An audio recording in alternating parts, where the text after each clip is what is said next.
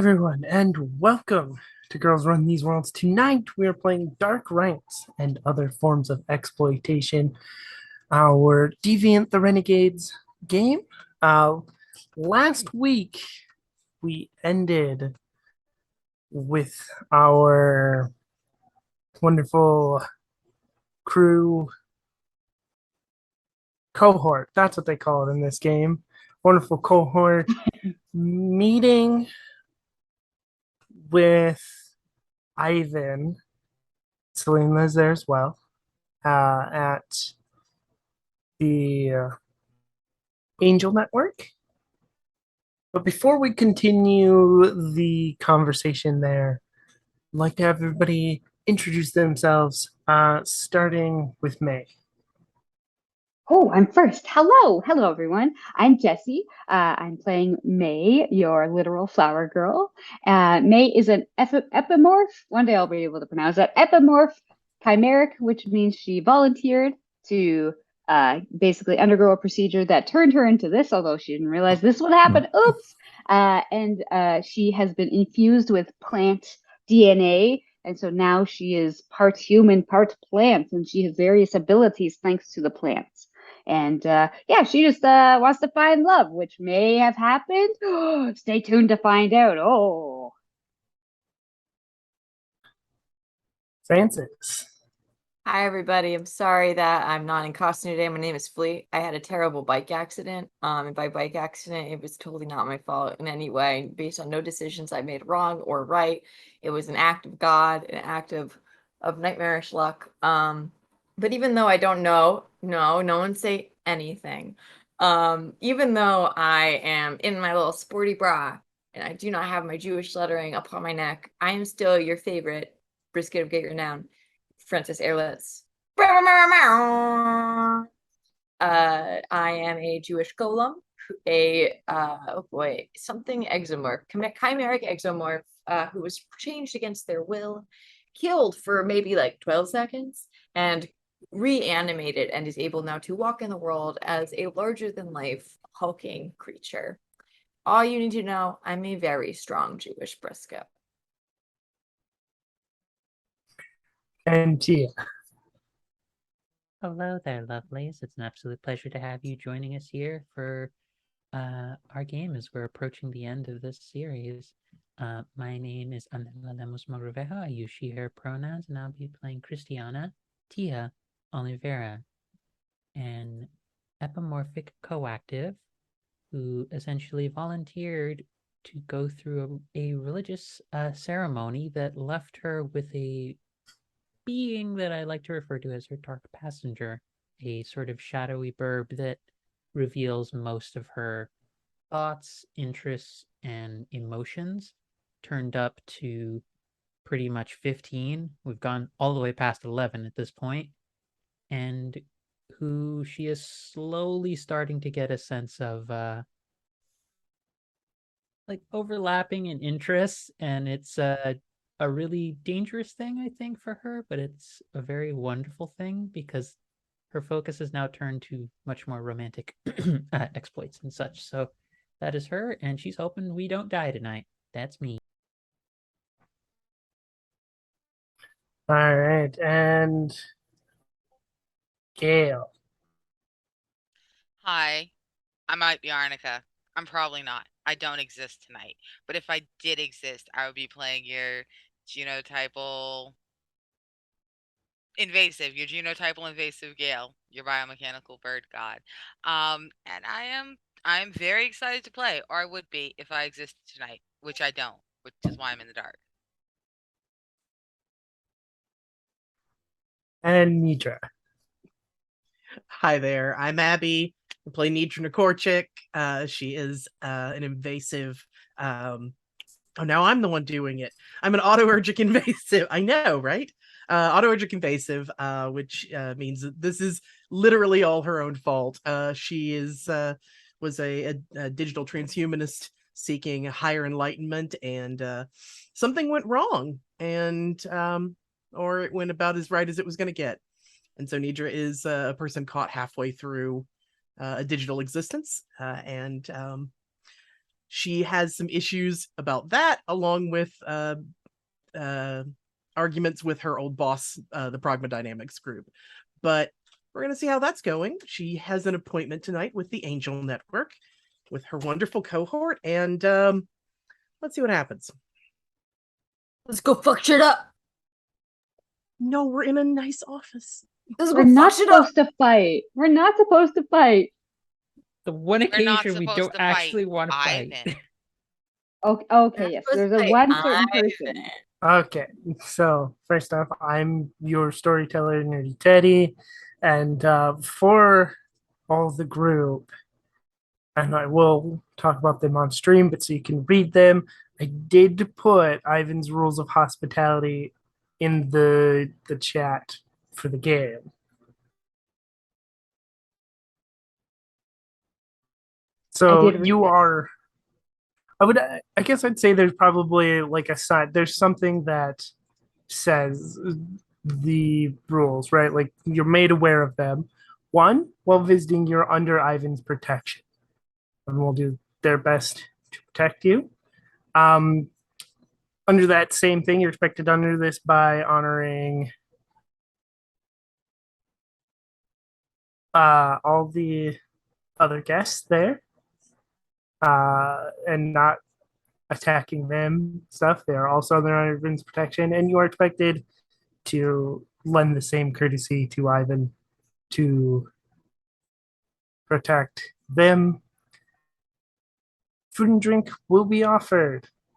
Talked about this in last scene. There's food laid out for you.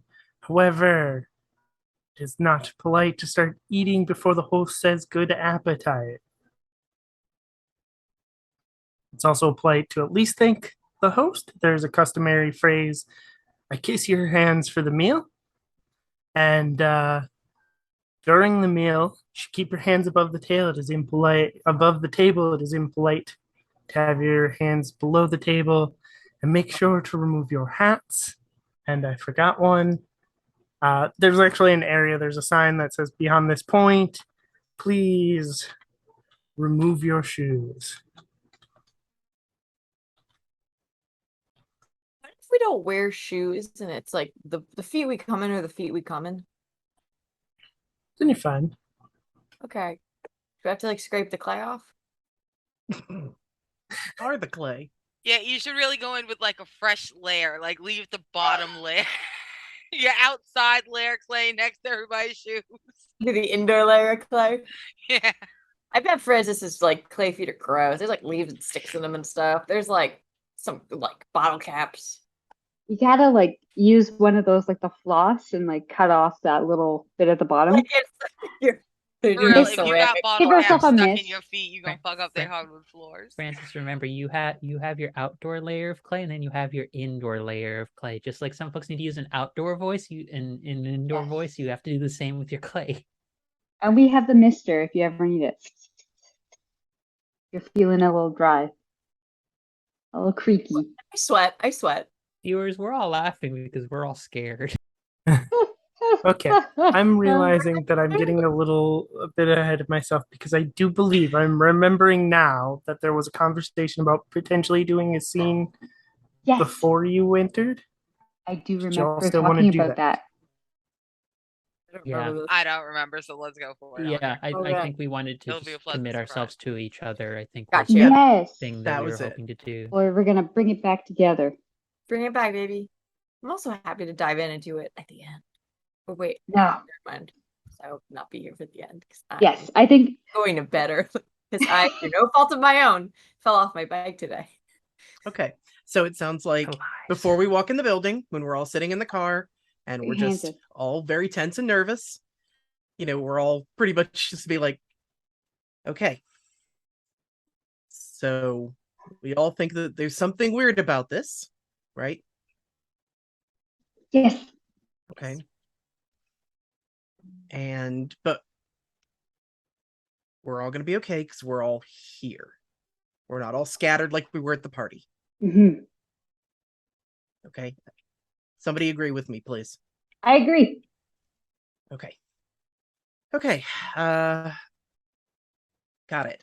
So we're just here for help.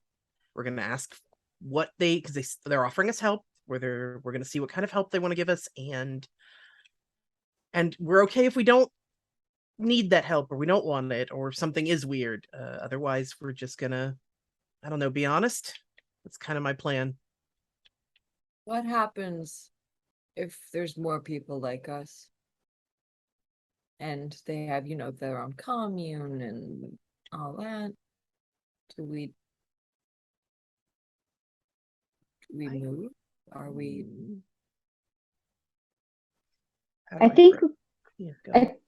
I think if that happens, it would be better if we go back and talk about it before we make any decisions. Because I think at the party, what happened was we all kind of split off. We all decided things on our own to do without consulting each other. And because of that, things went whack, as they say, So I think what we should make sure is like Nidra was saying, is we stick together, not split up. And if we need to take a break and talk about things, we'll just take a break and we'll talk about things. What do you think? All right.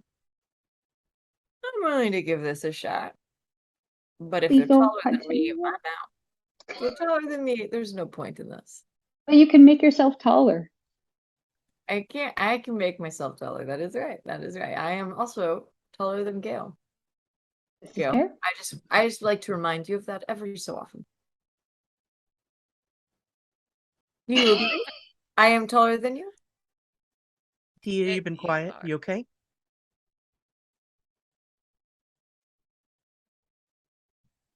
I just don't want this to be. I just want us to get out of this, okay? Me too. I'm worried, but I'm going to try and have faith that this is an opportunity, hopefully, for us to get information and maybe some help. The worst that happens is we just get out and we get nothing from this. That to me is ideal. Just worst case scenario, we just don't get anything. Best case scenario, we have a new ally or some more information. But beyond that, I'm okay if this isn't exciting. I would prefer this not to be exciting, just to have a night that something goes right for us. Yeah. No, I'm for that. But I also don't trust our luck, so Hey, let's find out. I have an old Jewish saying for you all. Hmm? In my culture, when things are about to go upside down, you know what we always say? Fuck it. And Francis leaves the car. Wait for me. Come on, Tia. They starts dragging Tia out of the van. Yeah, there's a very adorable moment. If it's okay with you, Jessie, I like to imagine the two of them are holding, like when when they're holding hands and they don't realize it at this point. Yes, the whole It's not time. until we're like at the door, they're like, oh right, oh. It's like May grabs Tia's hand to go kind of thing, and then when they get there, waiting for him, it's like, oh. Like all of us didn't split up after all. Where's Gail? Where's Gail? Gail, hurry up! Gail, save me! Just looking for like Gail and Nidra immediately. We're like, do not look at the gays. Do not acknowledge that the gays are currently having feelings. They are literally getting the facial expression of that's cute. Right. We have taken a moment to just kind of stop in the back of the van and look at each other and look at the two of you and look at each other like, bless their fucking hearts. Love it. You know what? I'm just gonna look right at Nidra and go, this can't get too much. This is good. Look at that. This is a good sign. This is a good sign. And I'm just gonna pat you on the shoulder. Just, this is a good sign. And hop out the van.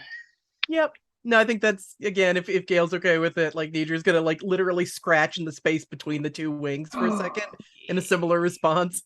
I think, yeah, we need a win. Come on. Oh, I love us. Okay. All right. I hope we don't die. Ivan, let's do your weird food kink. Ivan, we'll do a call and response game, Ivan. I had this in my mouth. It almost went out of my mouth. So yeah, we walk in, we see We see Celine talking to somebody behind the desk, which is its own moment. And then Yeah. Ivan. And Ivan stands up, introduces themselves. I'm Ivan. I've prepared food for you. Please, come sit. Okay. And please do mind the rules. Points up at the rules of hospitality. I'm sorry. I want to pause really quick. I know we're in the middle of this. I need a clarifying question. This guy on his wall has the dialogue for the food written out. Like a Hot Topic poster from 1997, because I love this. Because that's all I Yes. can imagine is that it's like a Spencer's y'all remember the poster of The Rules from 1997, and we all, if you were old enough to be a teenager in 1997, it was probably on your wall. Yeah. I was not, but I do remember them. I will never tell you how old I am. I was 7. Okay, you get the fuck off my screen. I can't with you. You want I you want to be still adore more you. mad, Arnica? I was No, 4. Oh no! We have the same age difference as me and my younger sister. Carrying on. I'm not helping this discussion. Yes, the rules. It is sort of part of the rules of hospitality that the rules should be clearly stated for the guests. You don't just invite them in and expect them to know the rules. Gotta know what print shop did this. I gotta know what print shop did this, Sophia. I gotta know this vampire print shop that makes rules of hospitality for each vampire house. I gotta know. I gotta know. Is it Kinko's? God damn it. I mean, it's Kinko's. So yeah, there's either a chance that it's just a really late night print shop, but there's also a chance that it's just hand painted. It might be even very old because they're vampires. They are old, and they may have been lugging this around with them for some time. And if they're old, it means that they got real good at arts and crafts. Also, time to commission other people to do it and stuff. Murder is an art and a craft. Murder is an art and a craft.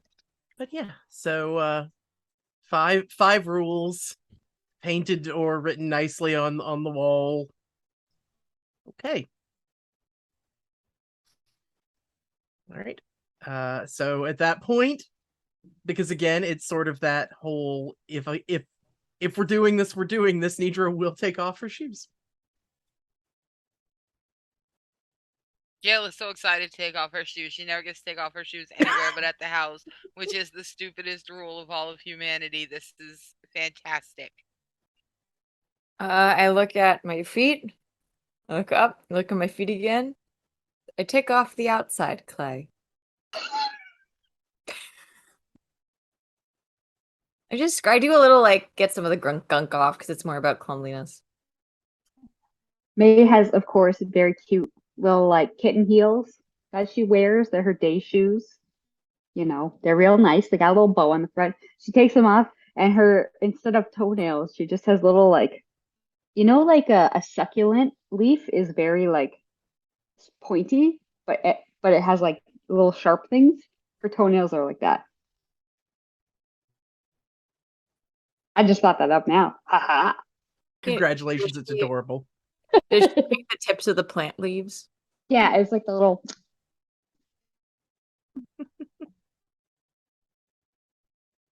How do you make an eldritch body sound so goddamn adorable? Is what I do. You hired me for a reason. Yeah. It was like, oh, fine. Let's be as comfortable as we can be. She takes off the hoodie that she normally has on all the time, and she has just a basic top and everything on. It's also very clearly she has a lot of self-harm scars all up her arms. And I think it's more about they know who we are. They know what we are. So let's see where this goes. I wish I could fur coat that I could just drop dramatically. So Okay. the clay will have to do. All right. I think, yeah. Is there food out, or are we eat?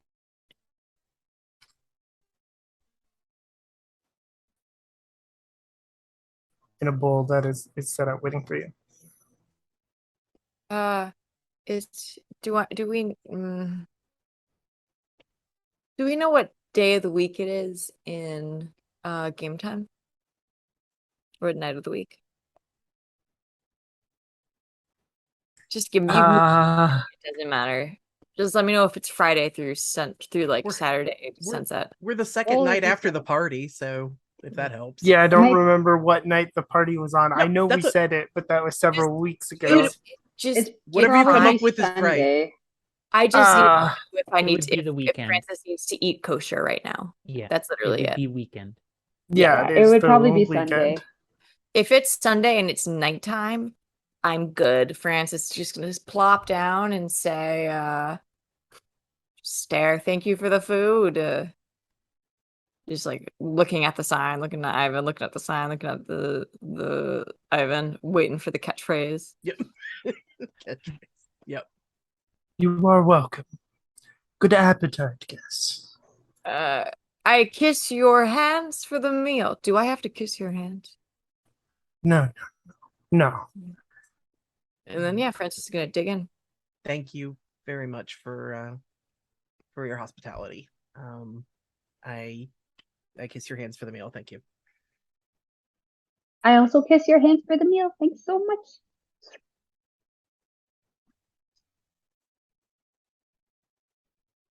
Is it good? Is the stew good? Is there blood in this? There's not blood in it, but yes, the stew is good. Yes.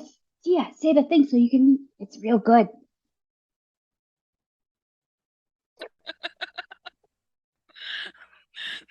Gail and Tia are obviously giving each other half a look from the corner of our eye, trying to decide if the food is worth saying this shit for. But also, Giving you that look, So- just go along with it, regardless if it's good.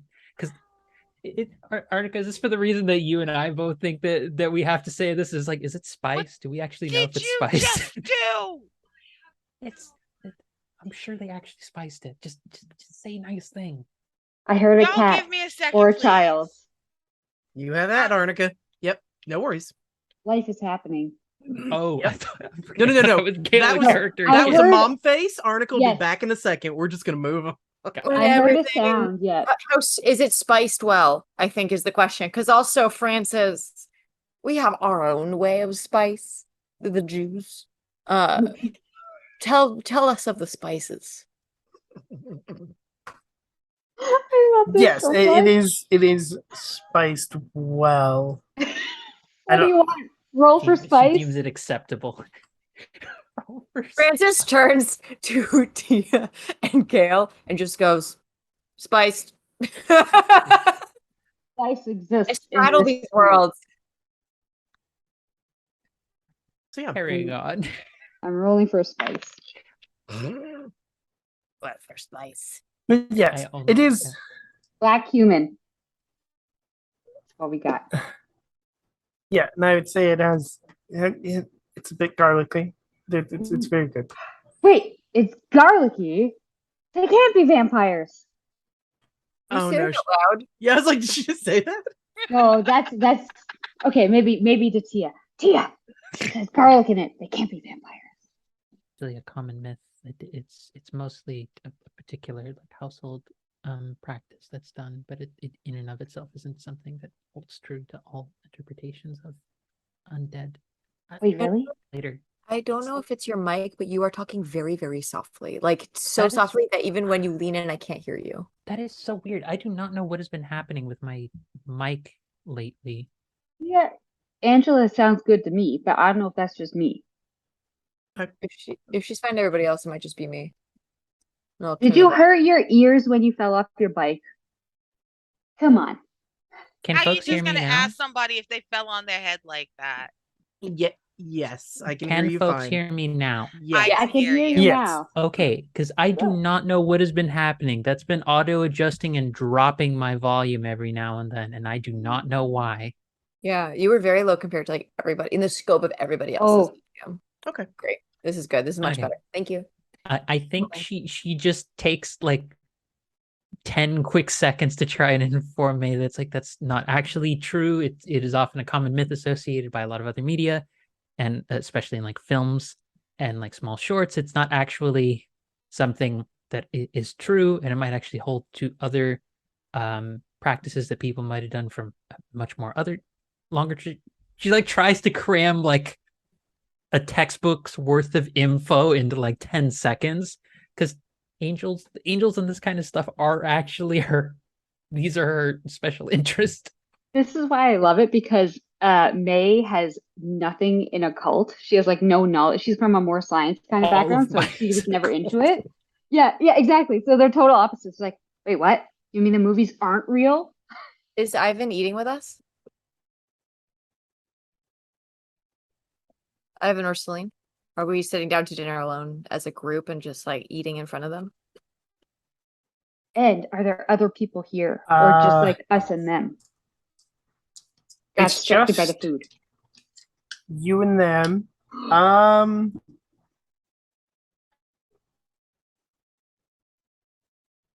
Hold on. I'm gonna roll something real quick. Roll for spice. That's fine. Thump. Celine does eat with you. And you actually notice this happens in front of you. Celine, when you walked in, looked like her sort of pale self, but then there's a blush of life that comes into her cheeks, and then she will eat with you. Ivan does not. I think mid mouthful. Francis is someone who you ever like invite a kid over to a sleepover and they come from a really like strict household, and the minute that the laws are released, they become a gremlin, just like a goblin of a rude kid. That is what Francis is now. Is just all id, just all no impulse control kind of thing, just all id because she can. So like mouthful of soup, she's gonna look up and go, okay, so why are we here tonight?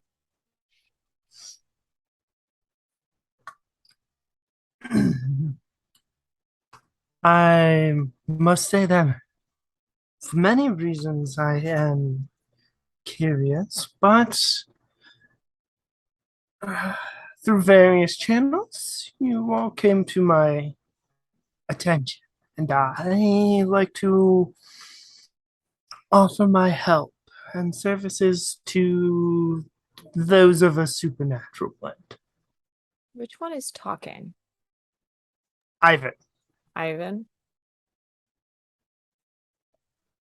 Not for nothing, Ivan, but we've never met before. How do you know what we are or that we any of this? I don't, I'll be honest, I don't know much about what you are, but, I feel like I'm pretty self-explanatory. well, yes, but I don't know much about the general information, but I and Celine as well, we keep our ears to the ground, so to speak. And well, the groups that are after you, Celine has told me they have a penchant for their information networks and stuff. We tend to use, well, I tend to use, I should say, those who are a little more down to earth. The people that not everybody notices. And that is how I learned of your presence in this city.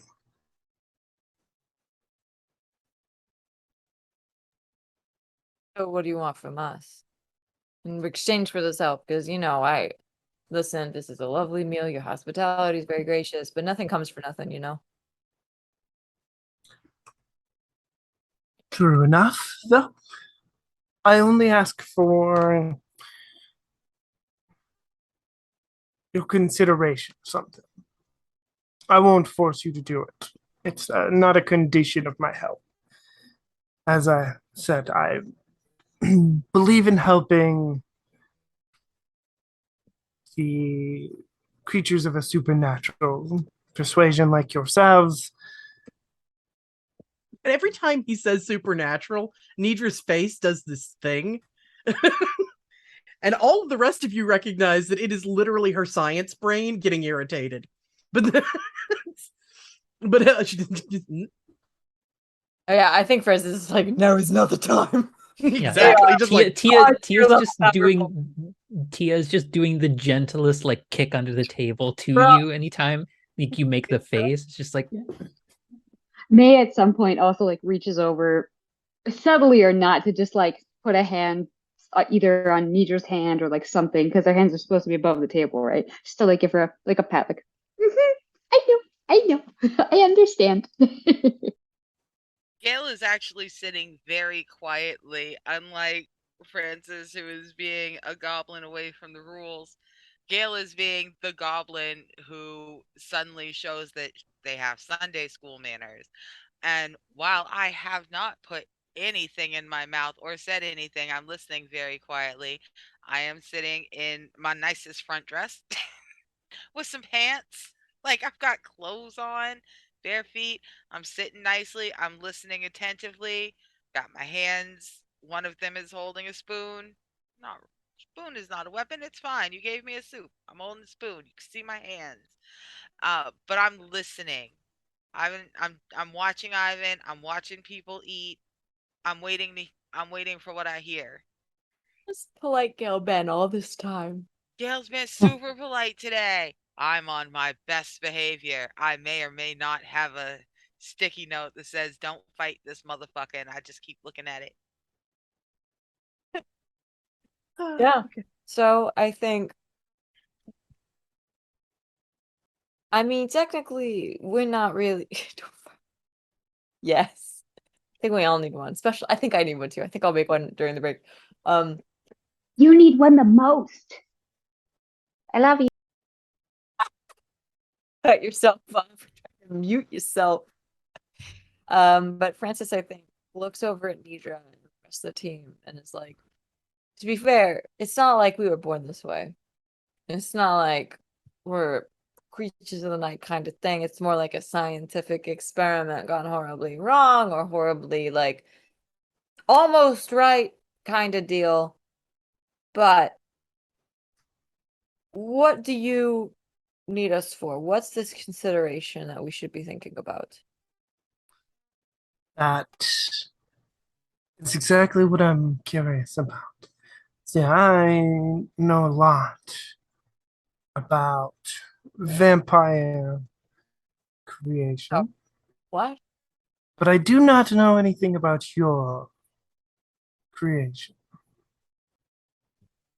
And I would like to know.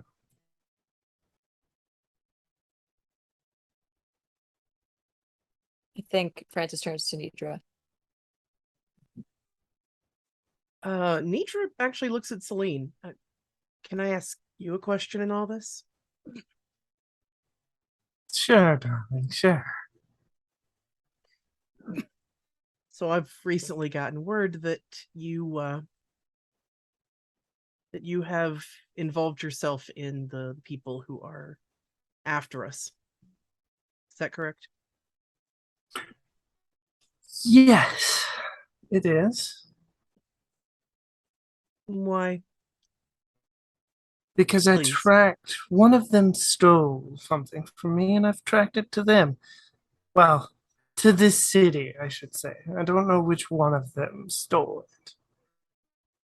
But I've tracked it back here.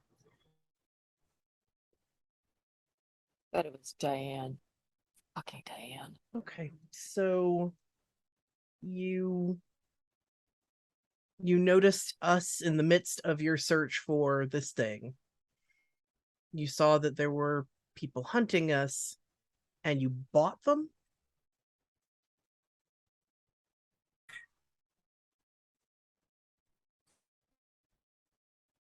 forced, I've been forced their hand, but that had nothing technically to do with you and everything with getting in, leverage, and all that. Now I am somewhat within all of their networks and buildings.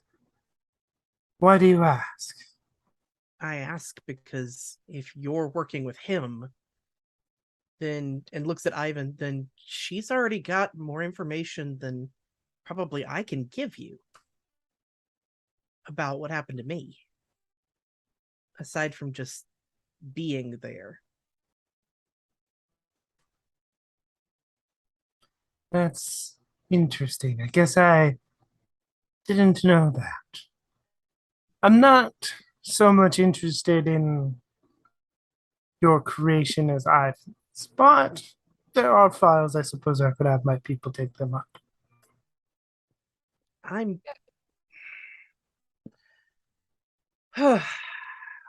I'm not interested in seeing more happen like me, not like this. I mean, I've got to get it right first.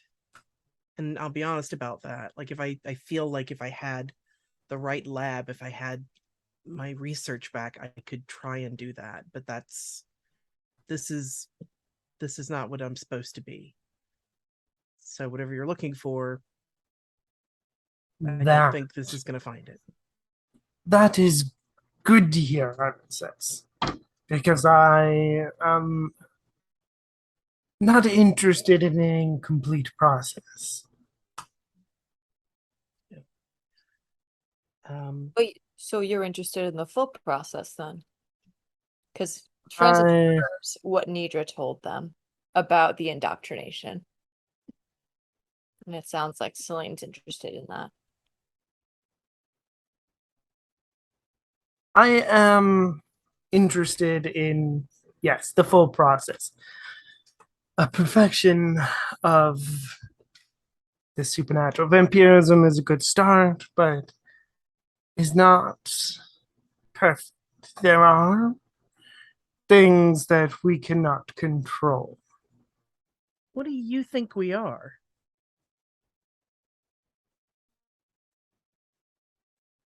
I'm not entirely sure. Though you all seem slightly different, but similar. What, may I ask, what do you think you are? I think that is a more useful definition to me than what I think you are.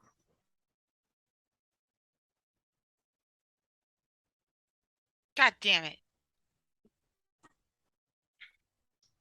Okay, so Gail is going to finally reach forward and pick up her wine and lift it a little bit towards Ivan. Take a sip and say, "Your hospitality has been fantastic, and I find this a worthy offering.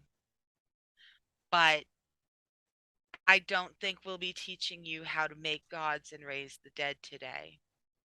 I don't think we will be trading that information now."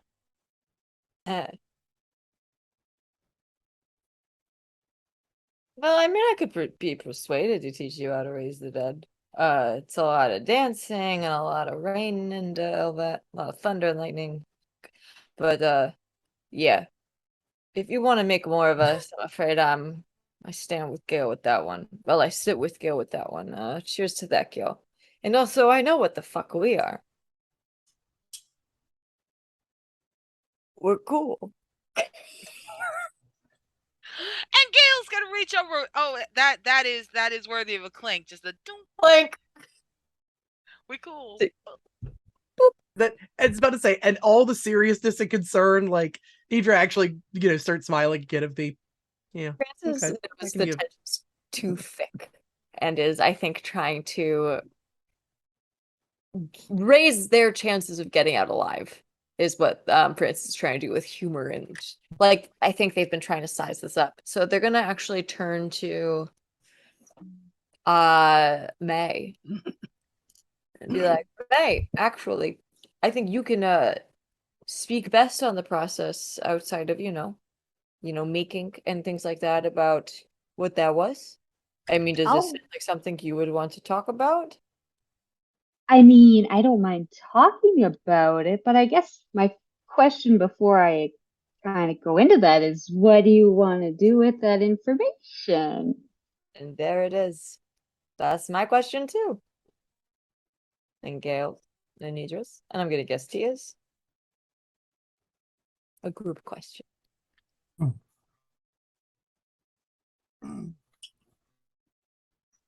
I can I make the assumption that you're worried that I want the power for myself like these other groups? Oh, I didn't think about that actually. No. No. Because that is not what I want. Good. I want to be able to empower humans in a better way than vampirism. Though it is a good start for some. That sounds Um, about like helping hands. Yeah, Gail is going to lean forward and sort of rest her hand on her chin and not picking a fight, but it is very steady eye contact as she looks at him and goes, that is a terrible idea. Humans Yes. are not built for the things that have happened to us. If you we are not a finished product. We are I not a actually, product. We are I not would something to be made. I would disagree actually on the theoretical subject of what we are. Now I may not look at, but I've taken a theory and philosophy class specifically with Tia. Shout out to the class, Tia. But what I'm saying is, even if you complete the process, you're gonna break the humans. You cannot change what someone is at their essence and leave them without breaking them. That's not what's the word, copacetic. Maybe that's not the word. Even, I was a finished product, I think. I don't know. I couldn't tell you, but I think even if you finish that process, you're still going to break something that makes us intrinsically human. That's not good. An interesting theory. So,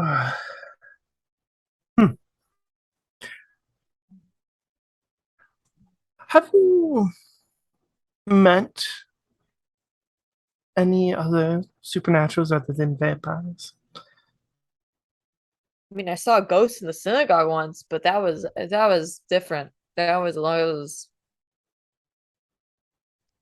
I think that was a fabric or something.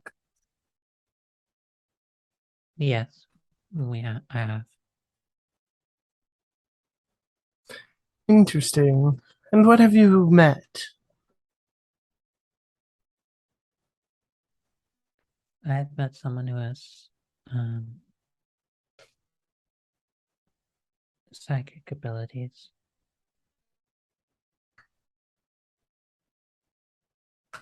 Interesting.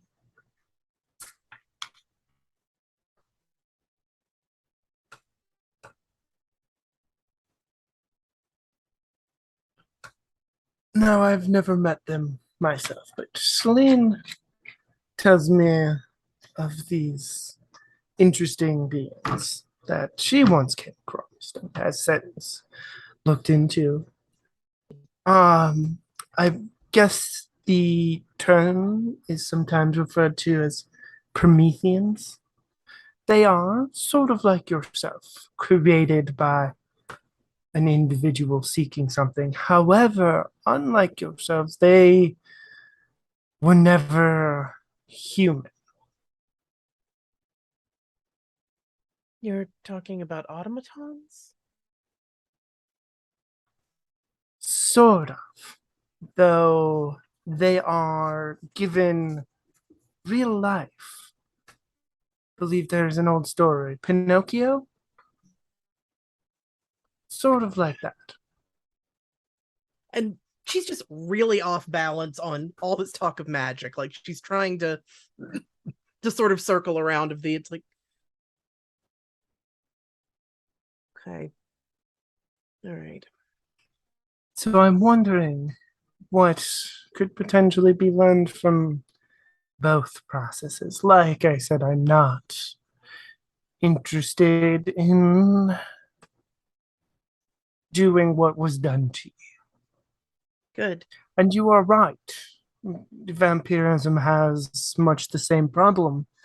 There is a certain loss of humanity. Though some try very, very hard to hold on to that. I did not. And for that, I have been called many things.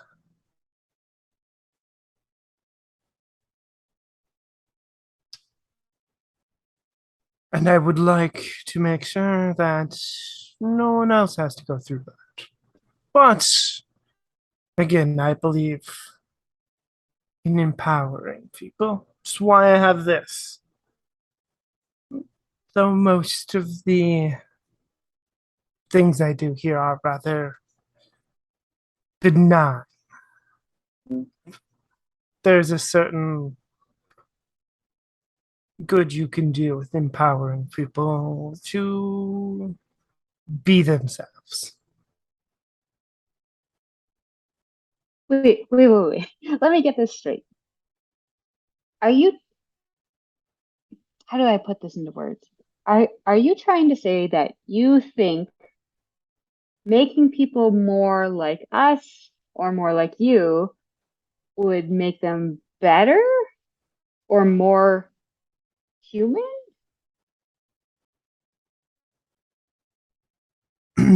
Not more human, but empowered. And only for those who would want it, of course. It's kind of what I was trying to do, May. I understand the idea. There's parts of humanity that you want to put down to be something more, to be something better. I get it. But it's a very, very complicated, very difficult idea. Not to get too philosophical here, but who gets to pick and choose what parts of humanity make us worse and what make us better? I'm sorry, but this all sounds very nice, but I've been taken in by nice words before, to be perfectly honest, and I'm not believing a single thing you say. As is all very nice. The hospitality is great. I appreciate that you explaining it to us. But unless you have a solid proof of what you're talking about, it's just come to words. Do you believe in revolution? In a sense, I believe. I mean, in what sense? I guess are you saying revolution?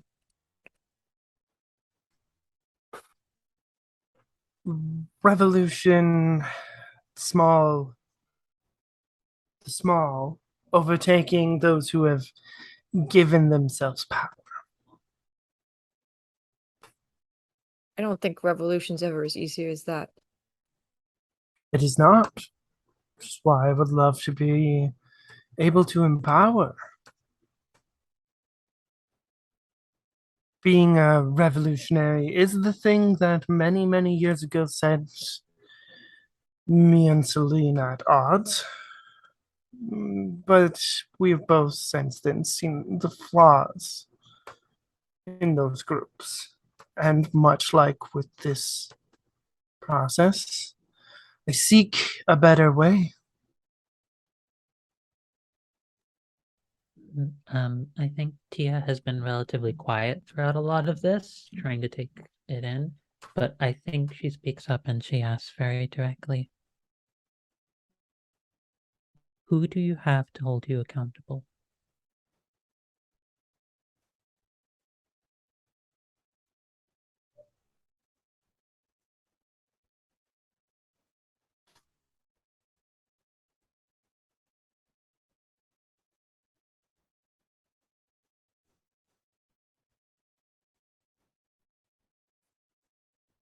At this point,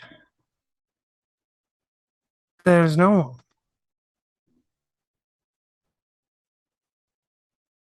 So you would hope to offer a boon to people, some of whom might be in a desperate state and difficult point in their lives in the hopes of improving it. Whether by your metric or not, that is the consequence that you hope to arise from your actions.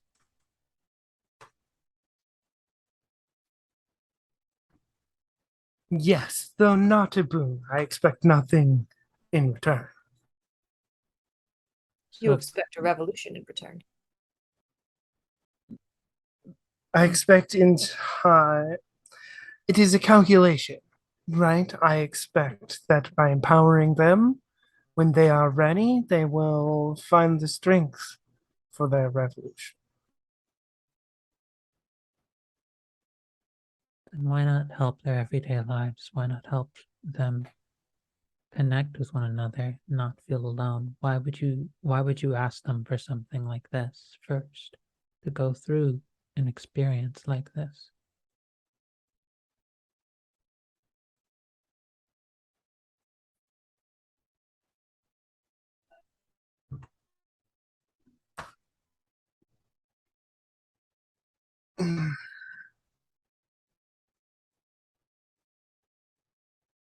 Well, I do currently offer some of what you say.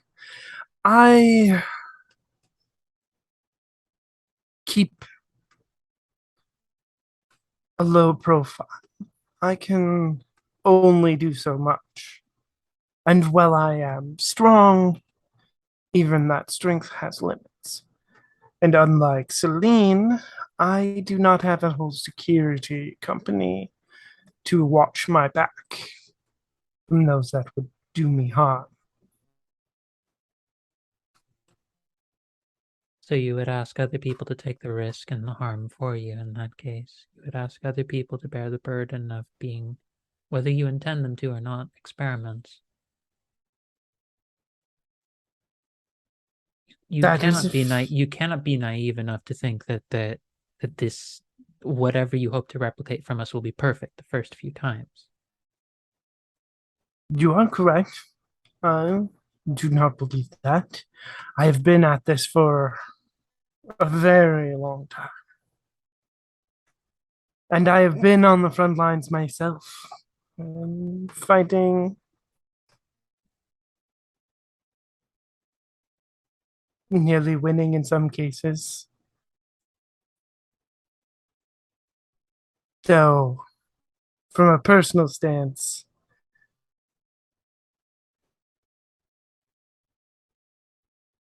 it's. I can see where you get that. And I do not mean to say that I lay low to mean that I do not get out there and fight myself. Only that I mean not to endanger too many.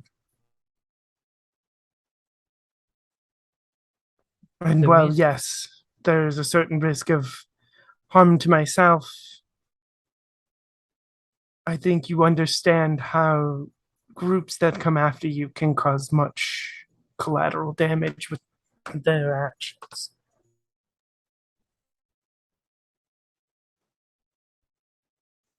I the reason that I ask regarding whether you have taken a most basic step of accountability is because I have it's a bit of a hobby of mine to look into the history of groups who've organized, who've done protests, things of that sort. And do you know what was one of the biggest failures that many of them had? Particularly some of the groups that are celebrated even amongst circles that I enjoy being in. Do you know what one of their biggest failures were, revolution or otherwise? What is that? They didn't learn to have people from the outside who were directly affected looking in to see where they went wrong, to hold them accountable. So many of the Chicano movement did not realize their own sexism. So many of the Chicana feminist movement saw themselves as connected and yet also did not account for regional differences in identity. So many movements who would be who have been celebrated have not made a place for disability or madness, or indigenous movements have not been acknowledged. Even those movements we celebrate deny the presence of important figures, such as certain farm workers movements have denied the influence of Filipino migrant workers' work in their protests. All a line of successes, yes, but also a lines of failures because they chose not to directly acknowledge and not to have other people involved who could hold them accountable when their failures occurred and for when they went wrong. And it does not speak well, if I may be bold to say so, in your home. It does not speak well of your judgment or of your intentions for you to ask of us, to ask of me to speak of what happened to me as something you would like to repeat.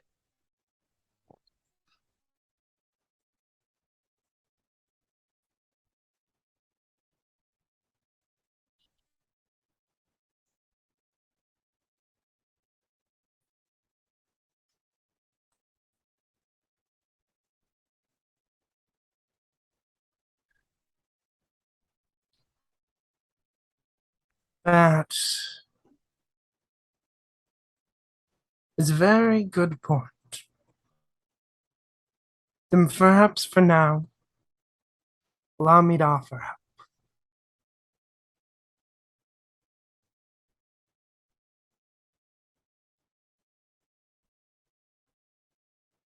One of the groups that y'all are opposed to, I believe you call them Seraph, though I'm not close with all the terminology, has begun a project. I'm not entirely sure what it does, but even I don't like it.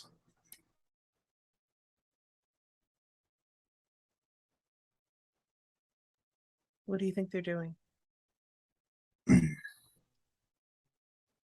I would say that they're building a shrine, but I'm not entirely sure that is what they are doing. But they definitely seem to think that it will give them something.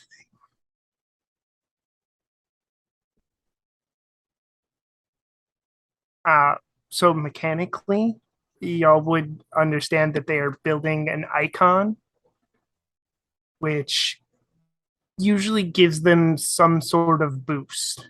They're tied to locations, and they give them boosts. Whether it's minor abilities similar to your own, or just a like political boost.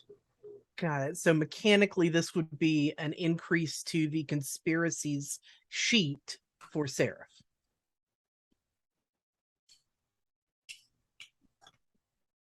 Yes. Okay.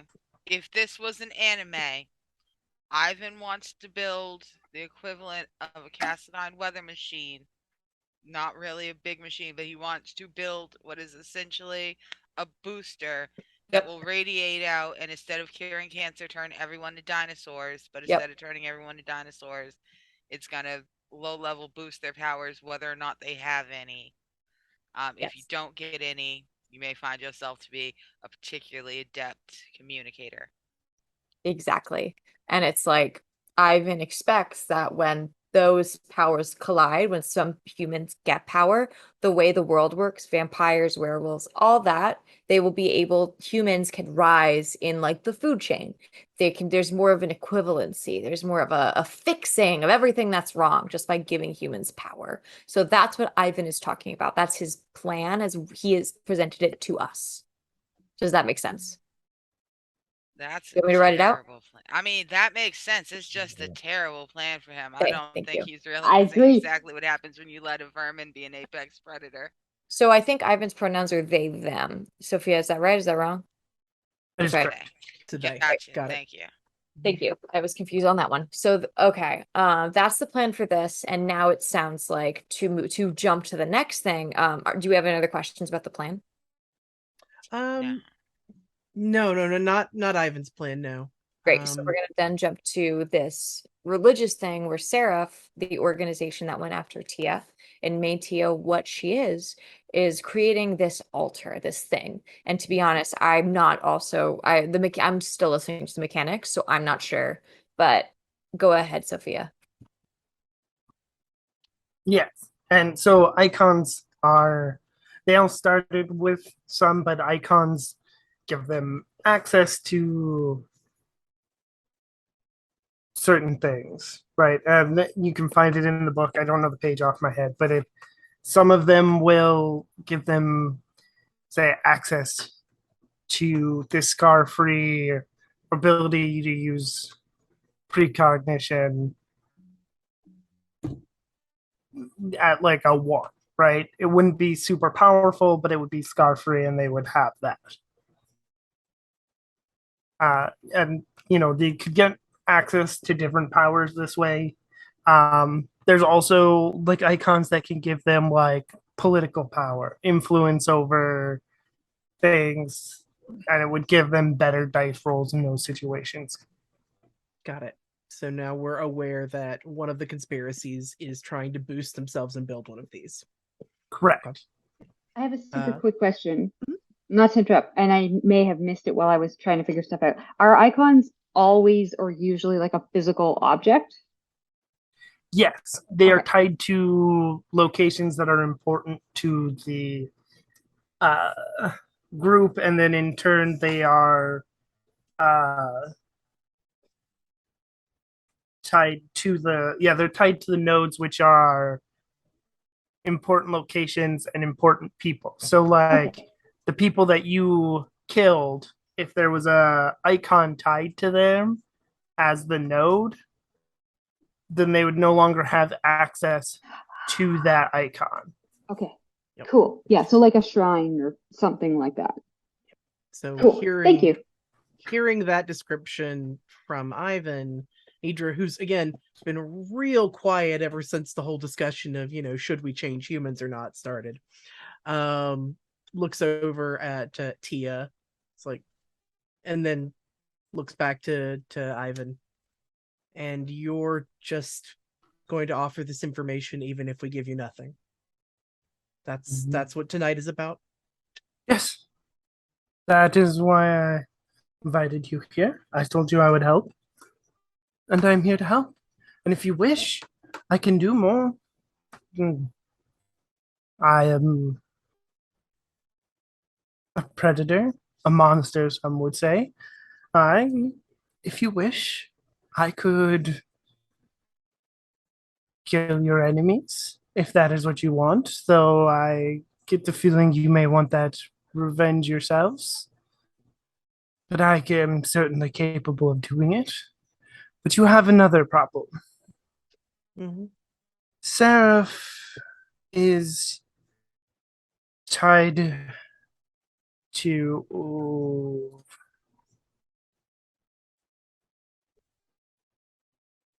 another group, a group that, I don't know, watches over them.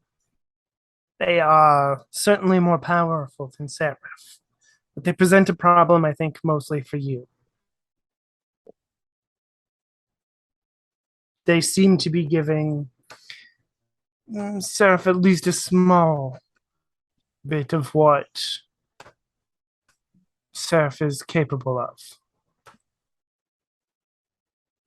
They are... Wow. Hold on. Totally just forgot a word. Sure.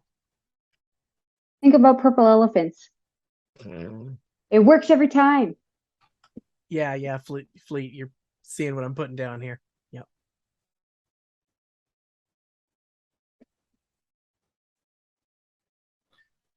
They are what is known in my world as Sabat. They are a particular type of vampire that I used to myself belong to. The ones specifically that you are up against are from my own clan, Zamichi.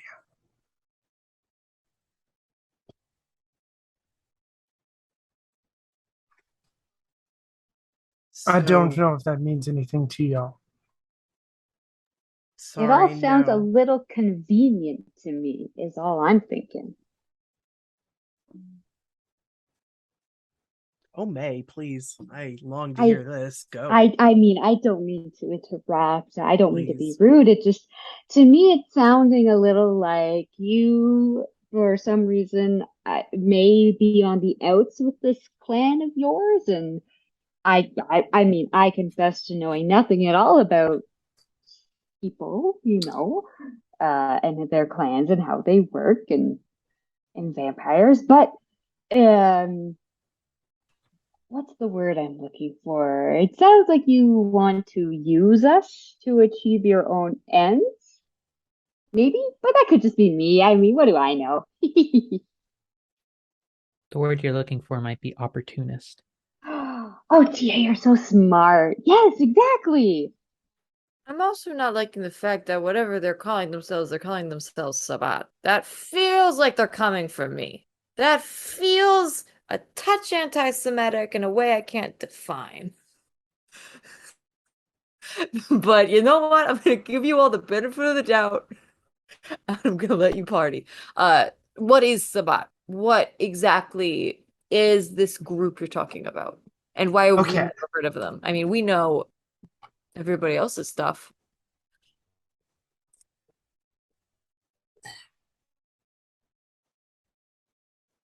The explanation you get is that there are many clans within vampiric world, but then there are three main sects. There are the Camarilla. They are well, they at least believe themselves to be the top dogs. They try to be extremely organized. They have a power structure that includes princes and there are many underlings and stuff. Then there are anarchs who are similar to the Camarilla in a way, but directly opposed to some of the things that the Camarilla believes in. Mainly that just because you are an older vampire means you are stronger and better than the younger vampires. And then the spot are they're not organized. They don't um, really adhere to the rules that the other vampires have. Um, whether that be taboos or just straight up rules. Um, so like the Camarilla and the Anarchs both believe in hiding your existence, right? In the masquerade. Spot do not believe in the masquerade. So they don't really have qualms with murdering people or or consuming other vampires for their own strength. Um, they're trouble. They cause trouble. They don't really, like I said, they don't believe in the masquerade, so they don't really believe in being unnoticed. But because they amass themselves personal power, they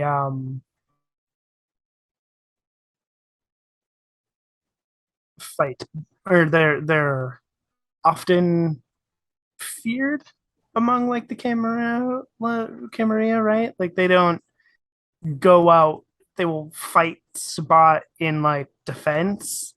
That is what certain roles were for. But like if you're a Camarilla vampire, you don't want to run into a Sabat, right? Because they've usually diablerized another vampire to make themselves stronger, which makes them extremely dangerous, stuff like that. And Zamichi are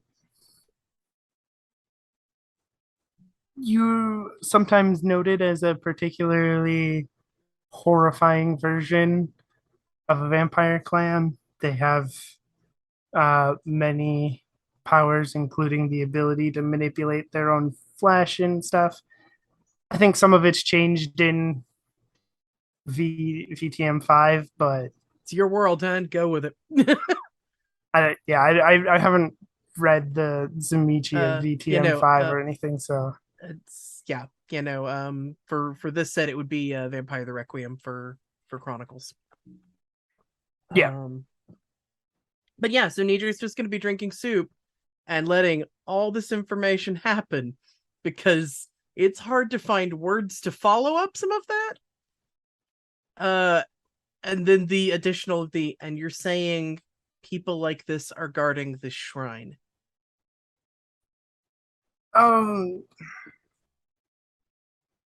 Yes, and for sure at least one of them is there, which presents a problem. Like I said, they're strong. Now, if you wish, I can at least distract them. She just looks at everybody else because she knows we're gonna go mess with the shrine. Like that is like an unspoken thing that Nidra is very well aware of, especially with the looks Tia is throwing right now. That all of us are just gonna go do this. It's just a matter of how much further help do we want from Ivan. So she's looking around the room waiting. Okay. Yeah. You were telling us about someone you had seen at the masquerade, right? Yes. Are we gonna stand a chance against that? I will put it to you this way. She is about as durable as I am. So, Yeah, so pretty fucking. Can we withstand that? She's pretty fucking durable. She does not have a lot in the tank in terms of being able to fight, from what I understand. Okay. I'm more, and I think in trying to talk about it all, like she's been doing better lately about losing the stuttering and the stumbling of words that she's had before, but she starts like losing it again with trying to bring this up because this is such a hard memory for her. If they are trying to do what happened to me, what was done to me to someone else, I have to stop this. We have to stop this. Yeah. You're not Yeah. going in there alone. Right. Can I make a request, Storyteller? So May has a trait, a merit, I should say, called shared suffering, where she gets a bonus on an empathy roll when she's trying to help a fellow deviant. And I was wondering if I could do something in this situation where May like tries to like support Tia somehow, like I like by holding your hand or like you know, giving her a quick like whisper of encouragement kind of thing. And then if I could, I don't know if that would make sense to like roll to like do something to help Tia feel better. Does that make sense? I think I understand what you're aiming for. I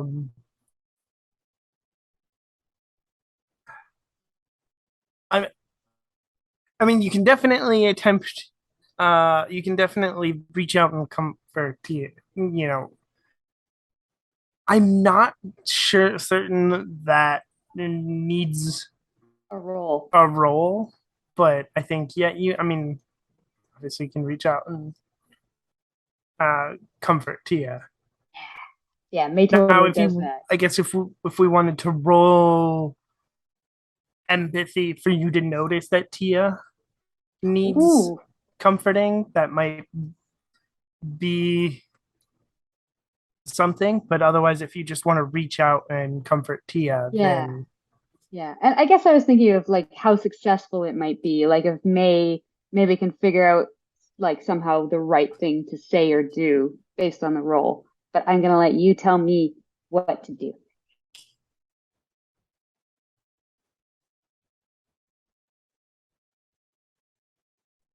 Sorry, not to break up the flow. I'm just like, oh, math rocks. I'm just let me Tia, how obvious do you think it is that you could use some comforting in this situation?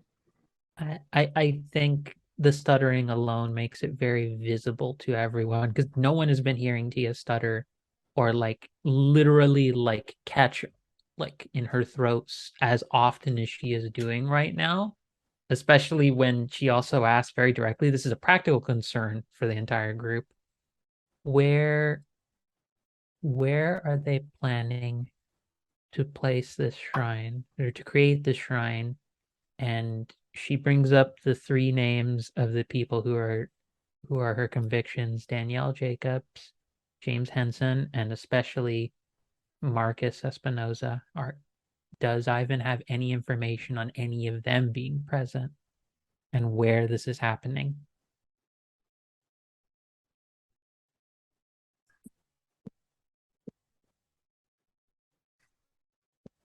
Ivan doesn't specifically, but Celine pulls out a folder.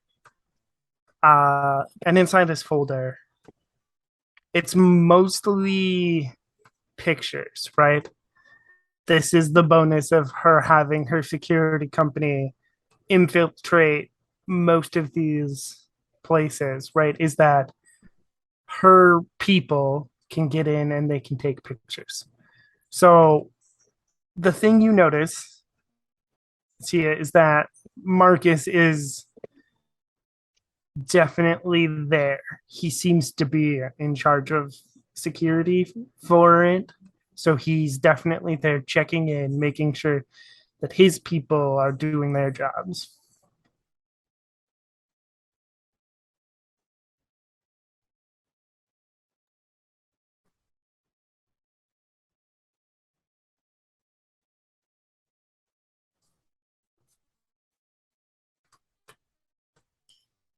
As for May, I think you know that Tia needs comforting, and it's up to Tia how much your comforting helps.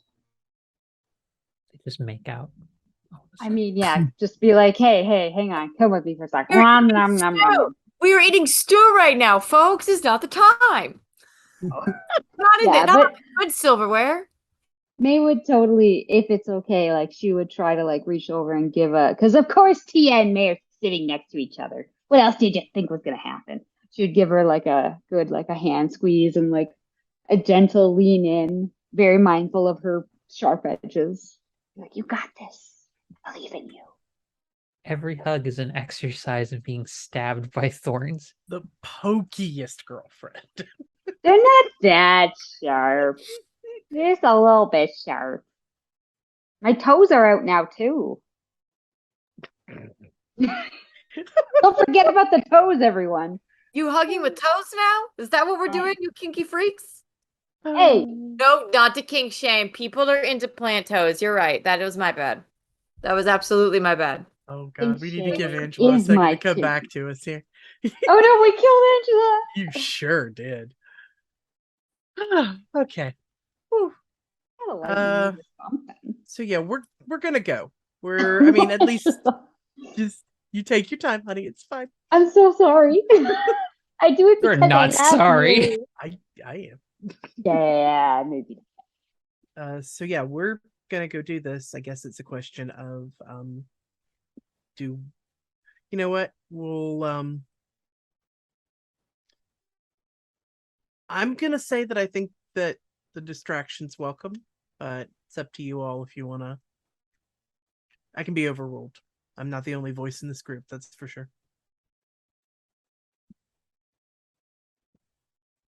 Listen, if someone put a Nazi in front of me, I'd be like, punch him in the face. And didn't you say the same thing about Seraph? If someone put a Seraph in front of me, punch him in the face. The Seraph is in front of us. Let's go punch him in the face. Yeah, sure. No, I just meant like she Oh, that. hooks a thumb at Ivan of the offer to yank off one of the nasty we're dealing with. Heath?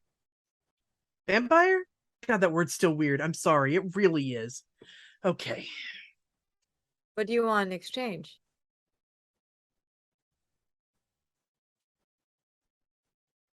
Right now they're saying nothing. That's not true. That can't possibly be true. It's and looks directly at the pair of them and goes, "This is social currency, isn't it? You want to see what we do? You get to see more of what we do involved in this. And then maybe if this works, we talk to you again. That's how this is going to work." You're trying to earn our trust. Yes. Okay.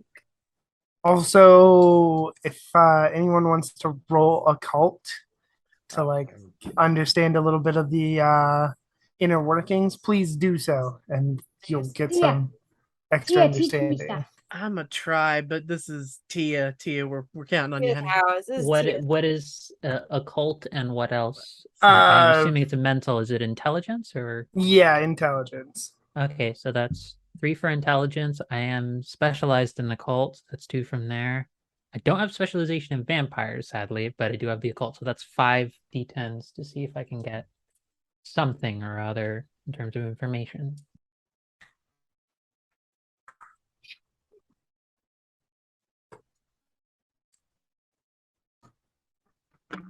That's 2 with the 10. That's another 10. That's another 10. Hey! My girlfriend is the best. I wanted an 8 on that last one, but that's 4 successes. That last one's Okay, 7. that is more than enough to. I would. You have extra successes here, so I would say you would technically infer this information, but you know for a fact that the Zamichi do not take kindly to one of their own, quote unquote, betraying them. And that is basically being part of them, their organization, and that what they're doing, and then leaving it. They're not going to take kindly to this, right? Which means that the people that Ivan is talking about who are a danger to Ivan is the other Zamichi, which means that Ivan's doing themselves as much of a favor by distracting and taking out this other Zamichi as they are you. The very classic case of you can't kill me if I kill you first kind Exactly. of situation. I think despite all of the difficulty with the conversation topic, I think Tia does her best to keep her manners and says, I am saddened given what I know of how your groups operate, that I can see this is not a completely compassionate bit of aid you are giving us, is it, Ivan? No. I would have to probably take them out at some point. So this is expediting the process. Correct. How likely is this? Let's say they die. How likely is that to come back to us?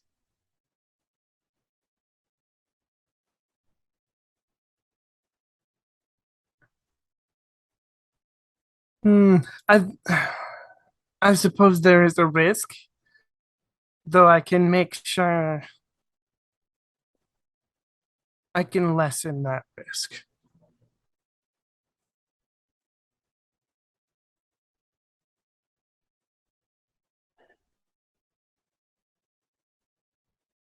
I am generally very risk averse, but my vote is that considering this could mean Marcus gets taken out, or at the very least we stop something very terrible from happening to someone else, I am open to accepting Ivan's help,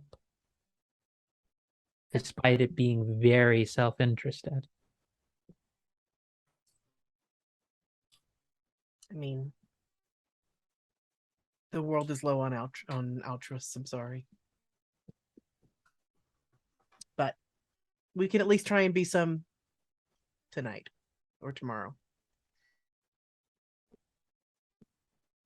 I think given what Tia asked about anger and rage and revenge, this talk of altruism and the idea of it, I think Francis shoots Tia a quick look of like, maybe we shouldn't be so hard on non-altruistic motives. Like, hey, it's not like we're the most altruistic people. I think it's kind of like a take a breath. It's people are people kind of thing, even if vampires are people, all that. But I think Francis like looks at Tia like a little piece. I think you know exactly what this person means. And it's like puts their hand across the table and reaches out as if permission and gives the little bird on Tia's shoulder a little scritch. Puts their hand on Tia's as if they're putting their hand on in the middle. You know I'm always down for a good fight. Especially if it's for Seraph. Oh my god. I just don't like being used for other people's purposes. And she says it casually, but you know how there's a lot of weight behind her saying that kind of thing. Given what she's been through, she's like, honey, I'm trying. This is me at my best behavior. I'm trying so hard right now. It's like, I know. I respect that. It's like, you're doing good, sweetie. You're doing good. You're doing great. You're doing great. Remember your philosophy training. Remember the training. We've talked about this. Remember your training. Like it's like an all for one kind of like hands in the middle. So Francis is in. Nidra puts a hand in and looks over at Gale and says, "We can decide later if we want to talk to them ever again. You good?" Yes.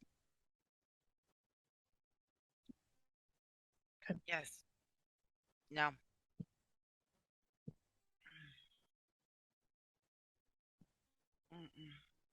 Is it everyone's hands? Are we all hands Okay, in? no. Yeah. May's on the top. Okay. All right. And then we all lift our hands. Francis tries to go yeasty boys, but I think no. We all say something different. Holds it down. Holds the hands up down. Tia just turns turns May's hand around and put the thorns down on Francis's hand. It just makes little indents. Doesn't hurt at all. Yep. All right. Yeah. You have a deal.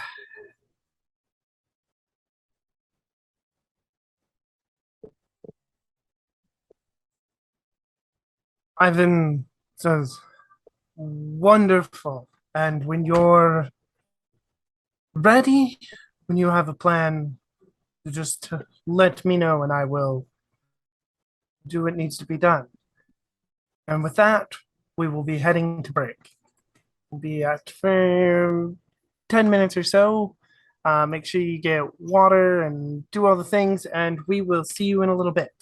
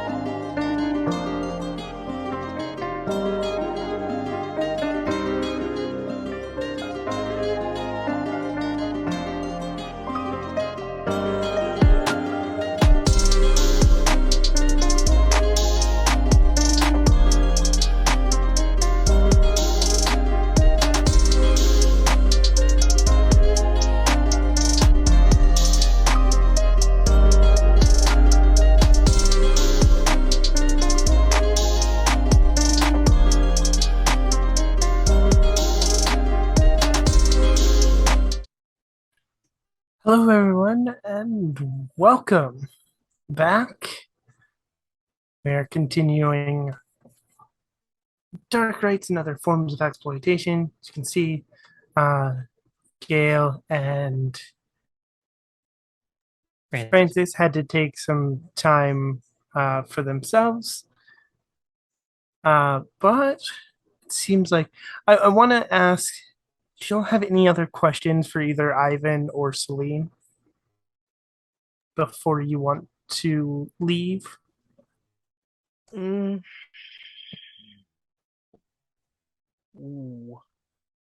Not in front of everyone else.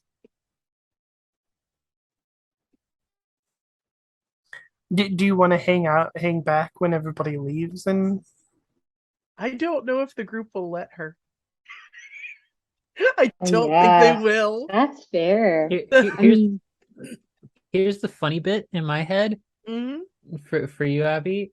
I think we wouldn't let you because in my head, Tia would think, oh, Nidra would tell us to not be alone at this point. So because Yep. of that, we wouldn't let you be alone with someone like this. Because you're like, the sensible thing that obviously Nidra would want us to do is to stay together. So you probably don't get any room alone because of your own past yeah. actions. No, because in the car, when we said, it's like, well, we all split up at the party, We and now don't we're going to split stick up. together. Like, that happened. So even though Nidra's having this really intense moment where she's just like, hey, I want to talk to this person right here, she also recognizes this is not the time. This is not going to happen. She's going to try and angle for that later. I don't have any other questions I can think of that I can phrase really well at all, or in any way civilly towards Celine, at least. Because there's far too many questions that are in the range of, like, you motherfucker is the starting point for every single one of them. So I don't think it would work. But I am curious, Sophia, okay, I'll ask Abby first. Is it does it seem obvious what Nidra's interests are? And if it isn't obvious, Sophia, would it be possible for me to roll something to pick up on what Nidra might be interested in talking about? I would say she's trying to keep her cool, so I'll be good for a roll for it. I'm not handing it over, but yeah. Like, I'm okay. totally here for it. But let's do a roll. Let's do a contested roll. Look at what you've done. For Nidra, it would be Manipulation. manipulation, subterfuge, and then I don't know, presence, empathy for Tia to try to Would it pick be up on it? insight? Okay, so presence, empathy. Okay, if you want to do insight would be better. You're right. Forget that insight's also on the list. Yep, I specialized in insight. That's why I'm Yeah, asking. go insight then. So that's 1 from presence, I don't 3 think I'll from win, insight, but I'll and I sure try. specialized it. While this is happening, May is just eating soup.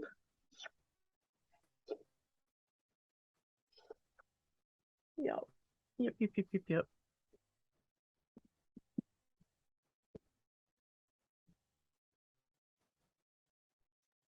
How'd you do? Did you get anything at all? Yes, Okay, then you beat me. I got 4. I Oh, rolled yeah. I rolled 2 10s in a Yep. row again. I'm ruined. Okay, cool. So, I'll say yeah, it again. no, My girlfriend's the best. absolutely. No, I mean, again, I knew I was doomed. I just wanted to give it the chance. No, Chance but of the dice. I wanted it to be a possibility that I didn't know, because I think Absolutely. this is among those kinds of narrative threads that like Tia has strong opinions on, and I'm sure Nidra also has very strong opinions on. It Yep. gives us something to play off of for this. next bit. Absolutely. No, when she said, I understand where he's coming from, and then got shut down, Nidra immediately backed off and just was very quiet and attentive and just taking in information for the rest of the time. And it's very clear that she sort of pulled herself directly out of engaging with the conversation at that point, because she knew she was very outnumbered in that. And that was the whole autoergic thing kicking in. She is fascinated, like with 4, like you're getting all of this. She is fascinated by Ivan. She is fascinated at the idea that somebody else is going to try and do the empowering humanity. Like she can't handle this whole supernatural thing. Like she's sort of writing it off and putting it in a box somewhere. But she is very much, she wants to talk to this person, and it is activating some of that mad science in her brain that you've watched happen before. Like this is, whether it's a good impulse or a bad one, if left alone, she is gravitating back to this person. I think my sense of like what Tia picks up on that is less the like intrigued by the science part, but maybe there's like a twitch or sort of like a, oh, that's that kind of face that someone makes when they say the word like, oh, that's interesting, when they're just trying to fill space in regards to supernatural. Because I think in Tia's mind, it's like, so you're just gonna discard about 4 of us in the group, and you as this one, or well, 3 of us in the group, and what is your angle here? Why toss aside the supernatural so quick? What is your angle? No. She understands it's real because she knows Tia. Like very much, and certainly to a degree, Frances, even though she doesn't understand it at all. And that's, she's trusting you as the subject matter expert. She always has.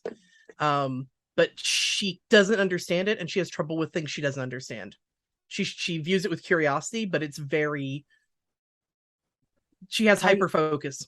Yeah, my sense of it's, I think Tia, the way she's reading it, is more in the sense of like it's a subtle difference between someone who completely disregards your field of interest and someone who understands it's a field of interest for some people but doesn't respect it through the lens of like, that's quaint, but people not in a condescending way, but I Okay. actually maybe in Nidra's it is kind of a condescending way. It is like, that's quaint, but the true stuff we need to focus on, like all of you are kind of freaks, and I will never say that because that's the terrible thing to say and it's not accurate to how I actually feel, but intellectually all of you are freaks.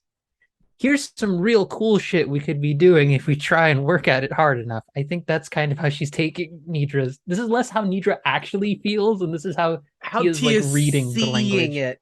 Yeah, okay, and that's like, entirely on you. But yeah, no, I'm just like, ooh, good times. But yeah, no, definitely she is at least very clearly focused on the shrine's a bad thing. It's important that it get done, and she's 100% behind getting that handled. Okay. That much is utterly focused on the, this is important to Tia. This is important that these bad things don't happen to other people. We're going to do it.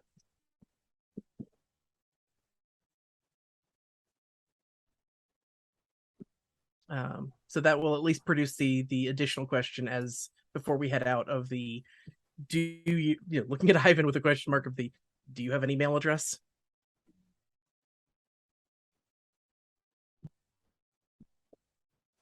I'm sorry. Email? Okay. You have my number, correct? The telephone. Yes, I do have your phone number.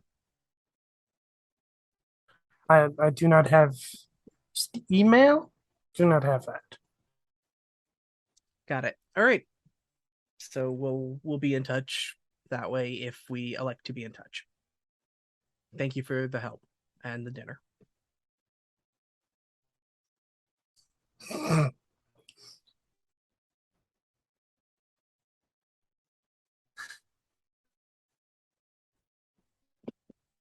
Okay, I What do you gotta do say, next? sorry. Oh. I was gonna say out of character, I have to explain to everyone what just happened in the chat because freaking Angela just came up with the most fantastic email address. I don't know if I can share it. Angela, may I? Go ahead. It's Vamps, well, capital V, Vamps, capital A, R, capital S, lowercase e, capital X, Y, 42069 at compunet.org. I just went for the oldest sounding email name I could, but gave it like Xbox Live chat. I can hear the baud modem dialing now. I heard the dial up. Yep. All right, let's continue. Thank you. Also, May will happily help Ivan set up an email address, should they so choose. Where do you go next? Do you head back into the compound? I will say any basic information, like you have like a address and stuff like that, like basic information on like where you could go if you wanted to stake out this place and stuff. I mean, it would make sense to maybe at least do a little bit of a mini stakeout, at least like if it's like in a reasonably close distance to where we are, we could just drive past it and just like get a little familiar with the area, maybe. I mean, I could see if there's any cameras on the place or get a sense of the tech in the area. Yeah, we don't have to try anything or do anything even close to it, but I think it would be good to just, now that we're all aware of it, we know that this is kind of our next thing, we should go past it and get a sense and then start planning from there. The more information we have, the better, right? Mm-hmm. So you were volunteering to drive then, it sounds like? Me? Me? Drive? You're joking, right? I'm not. However, if I do decide to look through one of the cameras, nobody wants me at the wheel. Oh. Because I only have I have in fact tried to do the cross-referencing of optics flesh and optics digital. The signal gets mixed up occasionally. I don't think I should. Tia, can you drive? He is already moving into the driver's seat while Thank this you. conversation is happening. Excellent, thank you. So we always had a driver. I never learned. yeah, that's what I was just gonna ask. I was Yeah. curious to know if Dieter was being way too polite to make that Yeah, reference. I could tell. Yeah, and May Sure. was busy. It was a priority thing, right? Why learn to drive when she could be meeting a governor or something, right? Oh no, well, and there will be the point of it's thank you for stepping in on that conversation. You did great. I mean, there's some things you just can't let people get away with. I don't know. I'm not great at talking to people, so I appreciate it when you call people on their shit. Well, I mean, sometimes it's usually it's better to let people think that they're, the best person in the room. And sometimes it's better to go for honesty and say, hey, this sounds like not good stuff. But Well, you would have had a ball with my old job. oh, Nidra. Literally everybody, including me, was the smartest person in the room. That sounds terrifying. I don't like that. There's like a really sympathetic look from Tia through the rearview mirror because she's like you recall she turns around just for a split second to give you that look of like, honey, I know, I'm a philosophy major. Literally every single one of them is an asshole who's a dude. Especially and in graduate school it gets worse. Yeah. I hope you actually literally don't ever have to have those conversations. I'm glad I've forgotten most of them, frankly. Well, let's keep forgetting. Onward to the thing. Where are we going again? To the address Ivan gave us, or at That's least Right, it's on around this it. piece of paper. Just kidding. I remembered. Oh no, the three of us left alone are going to be a whole thing. It's great. Plant cells, they die off and they come back real quick. So my memory's not always. What were we I'm the talking about? character with hallucinations. Like literally, that's a mechanics thing that I deal with.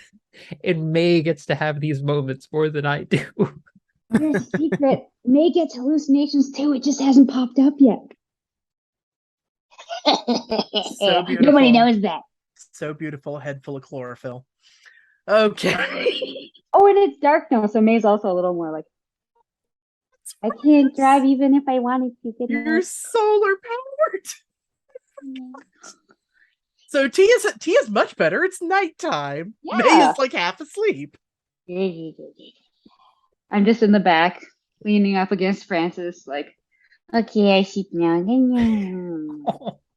And then the thorns just make little dents, and I like mold into them perfectly. Perfect. Okay. And looks over. Once May is like kind of zoning, Nidra will look over from the passenger side at Tia of the. You okay? Probably not. I don't like thinking about what happened to me. Yeah. I've spent a lot of time trying not to think about it, and having this and mentions like Shadow Bird is sort of like present right around her, but it's not as overwhelming. But the moment, anytime it looks like she's trying to say like, I'm fine, you can see it starts getting more like it's like you turn up or turn down the transparency on the image each time she tries, like it seems to just always react to how honest she's being about her feelings. And so she's just like, oh, fine, you annoying bastard. I don't feel great thinking about having to kill somebody. I also want to rip said person to shreds, rip a lot of people to shreds. And I'm sure Ivan has good intentions. I have no sense of trust in Celine. Yeah. Yeah, I get And that. But she also owns everything of value to me right now. So I need her. I hate her and I need her. does she? Okay. Not you all. You all are of great value to me. Everything that literally has to do with Pragma, though, yeah.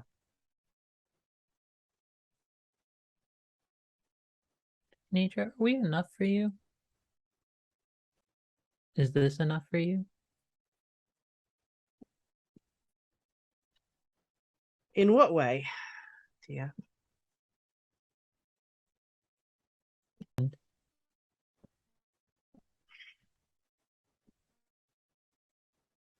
Okay, and this, we're cycling it back around to you all being enough for me. intellectually? Like what I'm trying to understand.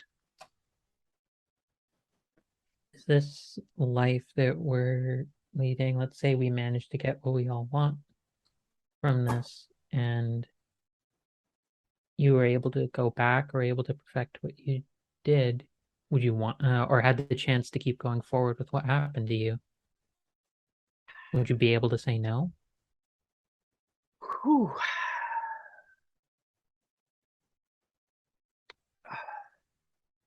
I don't know. That is the most honest answer I can give you.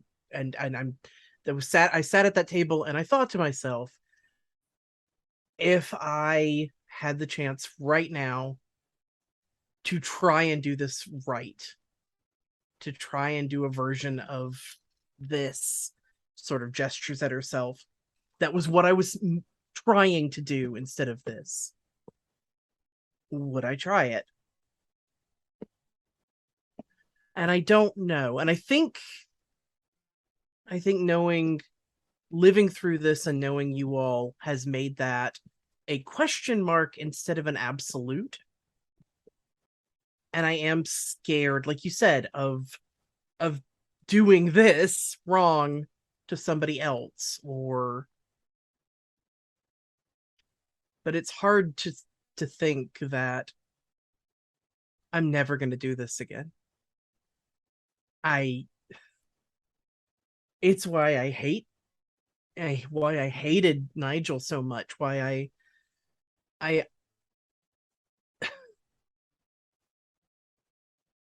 because I feel like, and I don't remember huge parts of my life, but I feel like I built it around doing this. So I'm having to figure out who I am if I never get to do that again, because the only other option that they'd ever left me was to go crawling back to them. And I wasn't going to do that. I couldn't do that. And then somebody else shows up with an idea that. So I looked. I can't help but look. But no, I don't. We're being chased. We're on the run. I have all of you, and I am going to help because you helped me. And I think we're better together than apart. But it is hard to think that I'll never get a chance to try and fix this. That I'm never going to be in a lab again. That's hard. May I ask something? Sure. What would you be willing to do to get the help to get you that lab?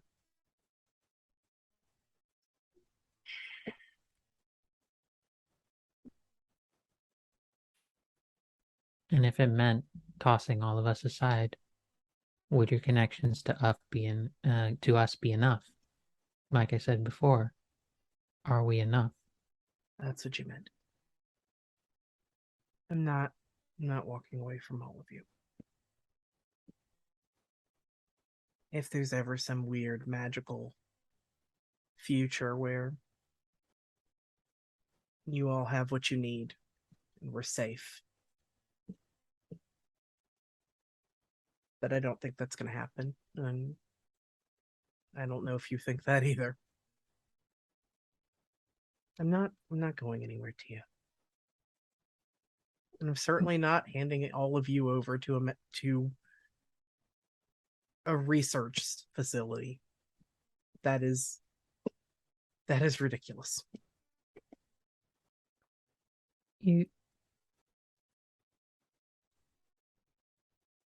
There's two things I'll say before I, as a player, think it'd be good to transition to us directing. There are two things I'll say. One, Sure. I've never really been, ever since this happened to me, I ask myself a lot of the time, why did people think I was so disposable? I ask myself why. What was wrong with me? What was broken in me?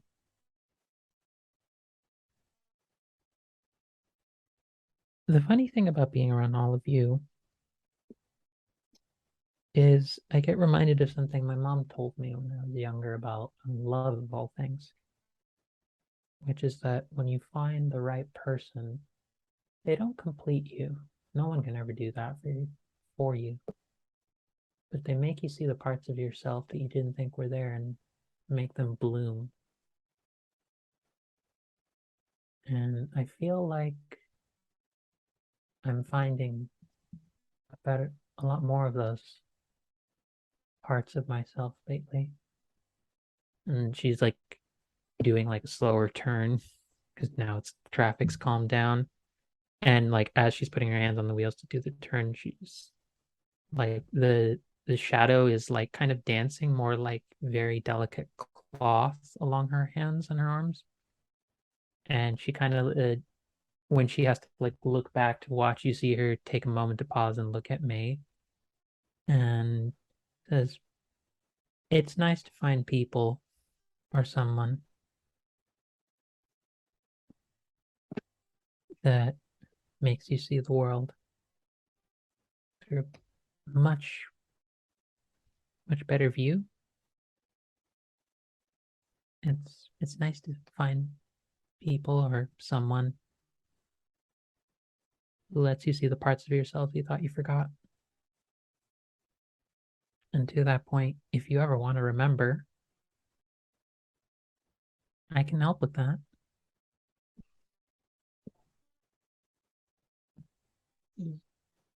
Help me remember the parts I don't remember.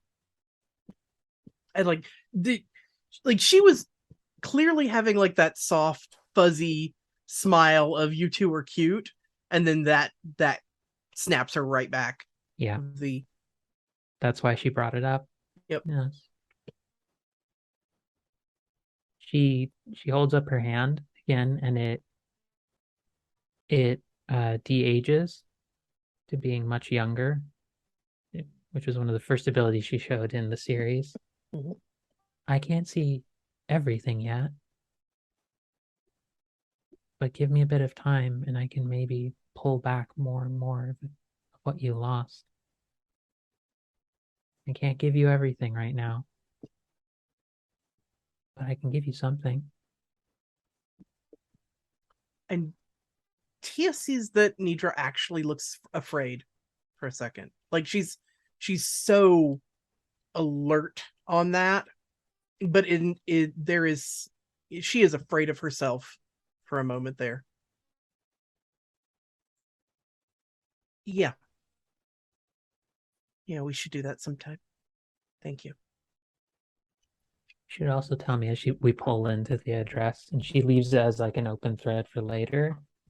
You also need to tell me what you're afraid I'm gonna see. We arrive. We leave on that note in the conversation. We arrive. Mm-hmm.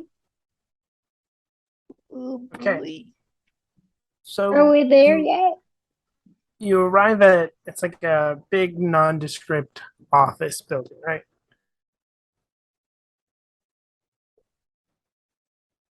One of those places that people pass by all the time without having any idea what they do. In small-ish font that's meant to sort of blend into the building, it says Winged Grace LLC. Winged Grace. Oh boy. Yep. There's just You can like it's pretty easy. Like there's glass doors, right? It's meant to look fancy and stuff. You can see into the lobby. There's a desk with a security guard, white walls, marble floor. It's really fancy looking. And there's an elevator and some stairs off, like towards the back. Okay. You'd have to actually go in to get more than that, but Let's find out. wow. But yeah, no, like there will be the, we're here, May. Come on. Gotta wait. And she like Mhm. goes off of Francis because like it's been a long enough time, and Francis is nice enough now that I'm in control of Francis now to let her just like No. slurp into their side.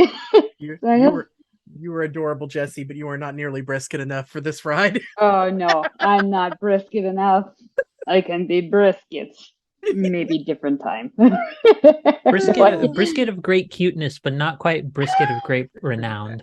more like a mini sausage Hmm. of great Uh, hot dog on a okay. stick. I'm a So pogo of great renown. Thank you. Sorry, thanks for letting me come up with that one. Yep. I killed Good to Angela. go. The pogo of great renown, y'all. That's me. Oh, we're Okay. awake. Okay. So we got so they're just it's an office building. Hmm. They're a little obvious with their sign, but that's called hubris. We recognize it. Okay. Like I said, I can try and see if there's a camera system, Yeah. and I don't have to go in for that yet.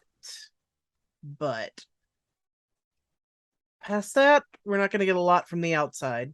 But I can try and see what I can find before we try to sneak in, if we're deciding we want to try and sneak in.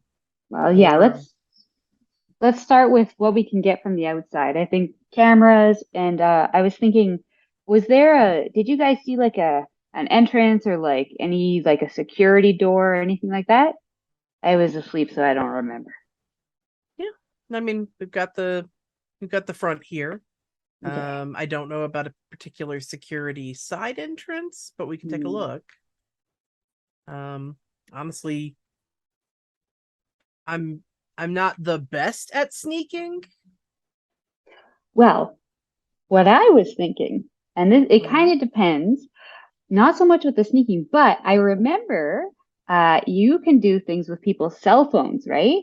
So That if is there's correct. security around, if we can like, after we kind of, maybe get a sense of the outside of the building, we can, if we find one of those security doors, depending on Storyteller, how late is it? Is it like super late at night or is it, aha, tough Our question. our appointment was 11. I Oh remember yeah, that. so it's Yes. really late. It's like in the AM now, Yeah. probably. Okay. Thank you. That was a good reminder.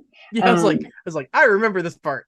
yeah, because there might not be security around, but we could hang out for a little while. If someone pops in or out of one of those doors, they might have a phone on them or a walkie-talkie, maybe. I don't know if you can do anything with that. You can see what we can get from those. Yeah, no, I mean, you're absolutely correct. There could be somebody on patrol, and if we just show a little patience, I can mess with their electronics. Um, uh, as I was recently reminded, Tia can look and see who might have come through this door recently. That's cool. Really? You can do that? It won't be the most precise kinds of things, but it'll let us know what it'll help us in some way. It won't be precise, the problem, but I can give it a shot. Some information is better Question, than no information. and if the answer is no, or I don't want to answer that, that's fine. Do you think it, and she like gestures to the bird, or at least the flickering shadow, do you think it is at all drawn to or can recognize the people in Seraph? If they're angelic, I'll know they're here. Okay, then So maybe you I can steer basically it for have a something to radar look ping for. for that. Yeah. Because if they're trying to build something that gives them power, maybe it can feel that power. Yeah. I mean, again, if you don't want to have that No, conversation with it, that's fine. We'll find another way. it's I'd rather do that. And I will try and roll for Shadows of the Past to see if I can get us any sort of information. Okay.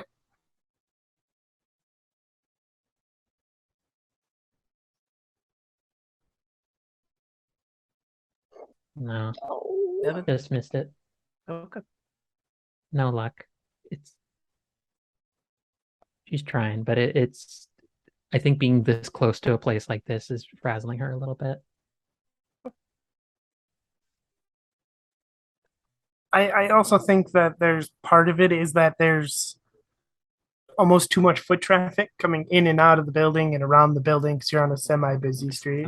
I'm seeing like 8,000 commuters. I'm hearing like 15 conversations about someone's coffee order being messed up. Someone wanted a hot dog from somewhere else and went to get it and it was overhyped or it was overpriced. Like I'm hearing all of those conversations happening. Oh God, too much Milwaukee at once. Too much Milwaukee at once. Definitely a lot of conversations about beer. If you just grow your own hops and you do it in this kind of specific fashion, you could effectively get something the strength of moonshine. All right, May. Look, I'm literally just trying to map out everything we've got in front of us. You're good at talking to people. Yes. But also, if you're on record as seen or reported by security, then we've lost the opportunity in the future. Mm-hmm. So do you have anything you can do from range? Not really. Okay. The one thing I was thinking, not for right now, and you guys might not like this idea, but I was thinking when we decide to finally kind of make our move, I'm a great distraction because I look like this. So if I show up in there and I go in with like kind of a disguise, then I throw it up, I'm like, hey, y'all, it's me. And at the same time, what I can do is I can put out on social media that May Renaud's back in town. All of my loyal followers, all 1 million of them, would come rushing over here and make a big, big kerfuffle, as they say. So I don't know if that will be helpful in any way, but if we really need to do that, that's kind of a trump card for us. Ooh, that is. That's a big one. So yeah, I was like, that is a whole lot of something. But it's good to know it's on the table if we want to go. I was dreaming about it in the back of the van, so I was like, oh, maybe a plan for later. But yeah, unfortunately, I'm sorry, guys, I'm not really super useful as is. No, trust me, you're plenty useful. It's gonna be just when we're ready to really get in there, then you're gonna be one of the people that keeps security listening to your every word. But in the meantime, let me go see if any of these camera lines are available. All right, Sophia, Nidra's gonna basically start trying to see where if there's cameras around or if there's wiring outside the building to follow.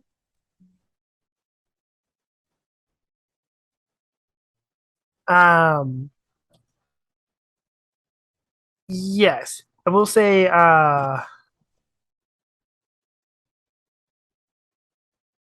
any casing of the outside of the building is just a matter of taking the time to do that. So like you can find you can trace the wiring that has to be on the outside of the building to cameras and stuff. That's easy enough to do. You can find that there's like a loading dock entrance in the back.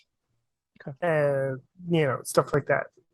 There is side exits, not necessarily for security, but they're like fire exits. I think what she's going to try and do, at least from the outside first, is to see if she can reach into one of those cameras and track back to see where the other cameras are. She, before you do that, Nidra, I'm going to try and give you a little bit of help with that. And she begins concentrating to try and cast blessing. Well, not cast, but use blessing. I'm I've been playing 5e too much too. I mean, again, there is something magical and ceremonial about, as we were just discussing, Tia's experiences are more on the supernatural side. That's 4 successes, so that's definitely she's giving you a stroke of good fortune. So if applied, you enjoy bonus to a single roll equal to half scar power, which is 1.5, which rounded up. So you have a bonus of 2 to this roll. Got it. 2 success or 2 dice? 2 dice. Got it. Thank you. Okay.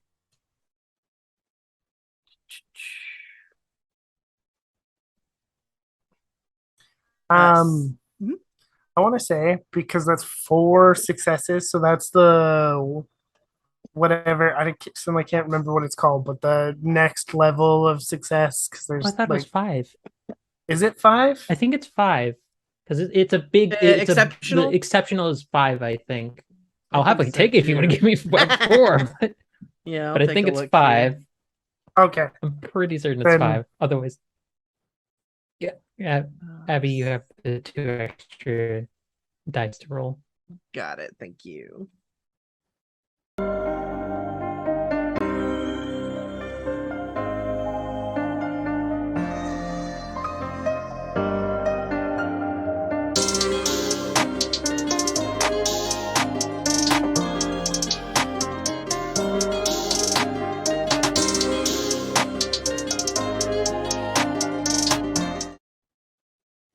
Got it. Okay. So yeah, Nidra has the assistance of blessing from Tia, and it's been a really stressful night.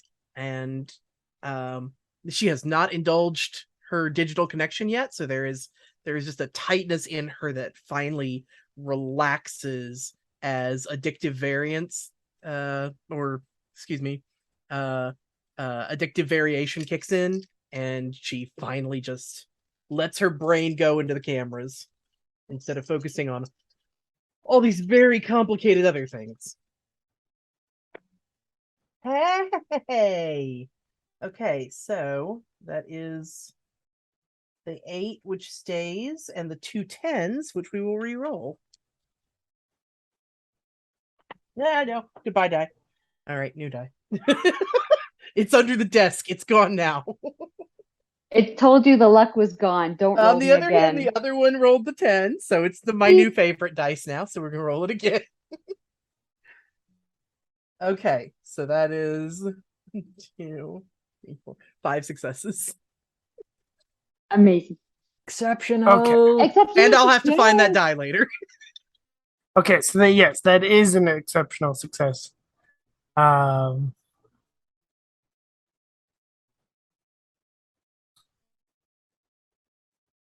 Give me a second. Sure. We spoke it into existence.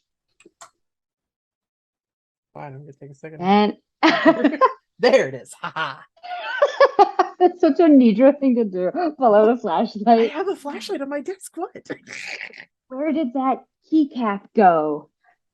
Oh, computery stuff. Nope.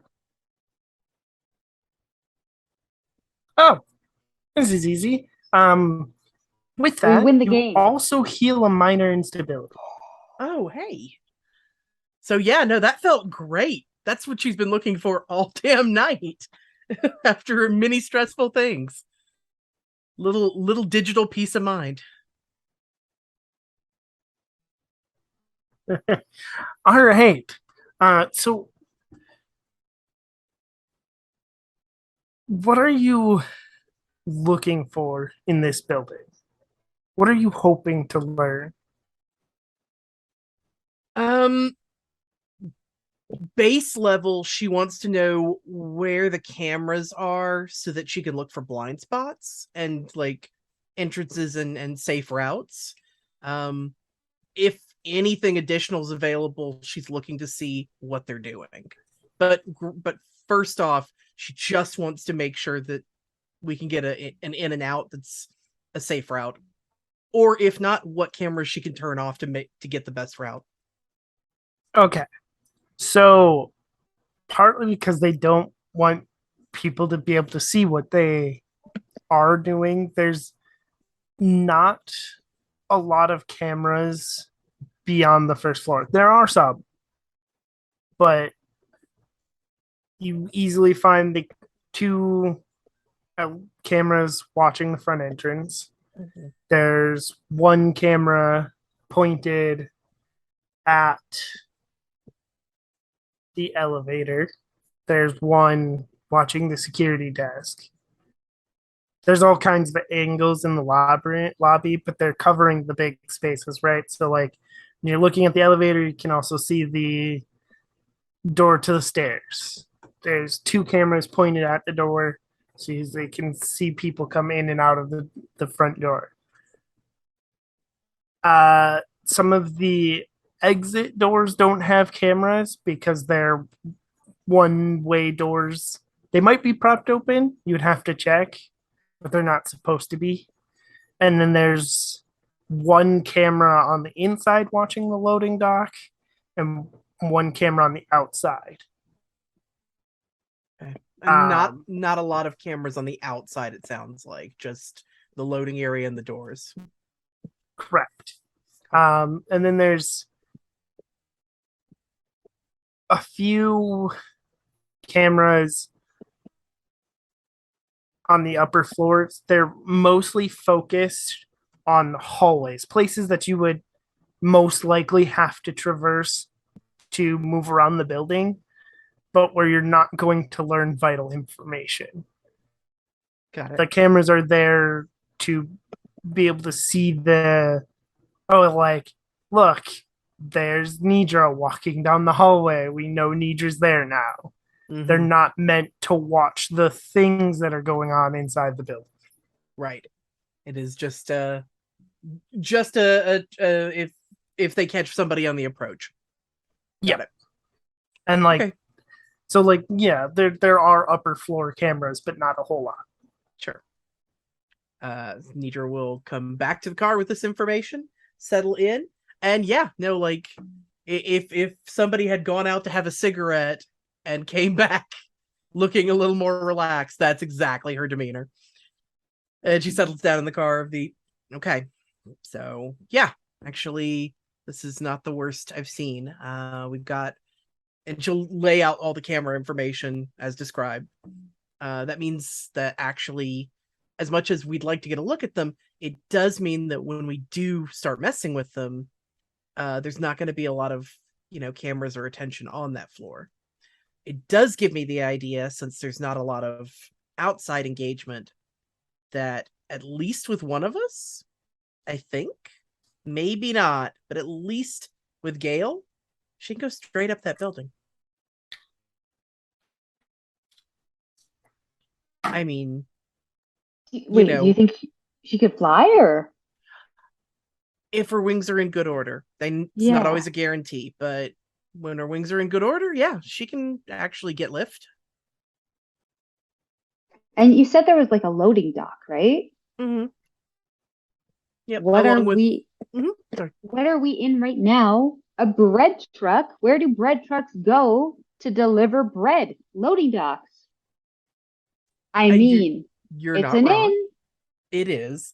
It's definitely got the cameras on it. I'd have to try and turn them off.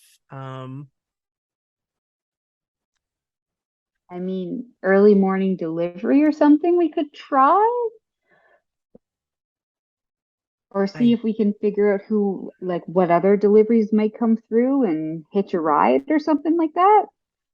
I don't know if that's the most straightforward path, but it's an inn. No, I like it a lot. It's just a matter of how much do we want to risk tonight?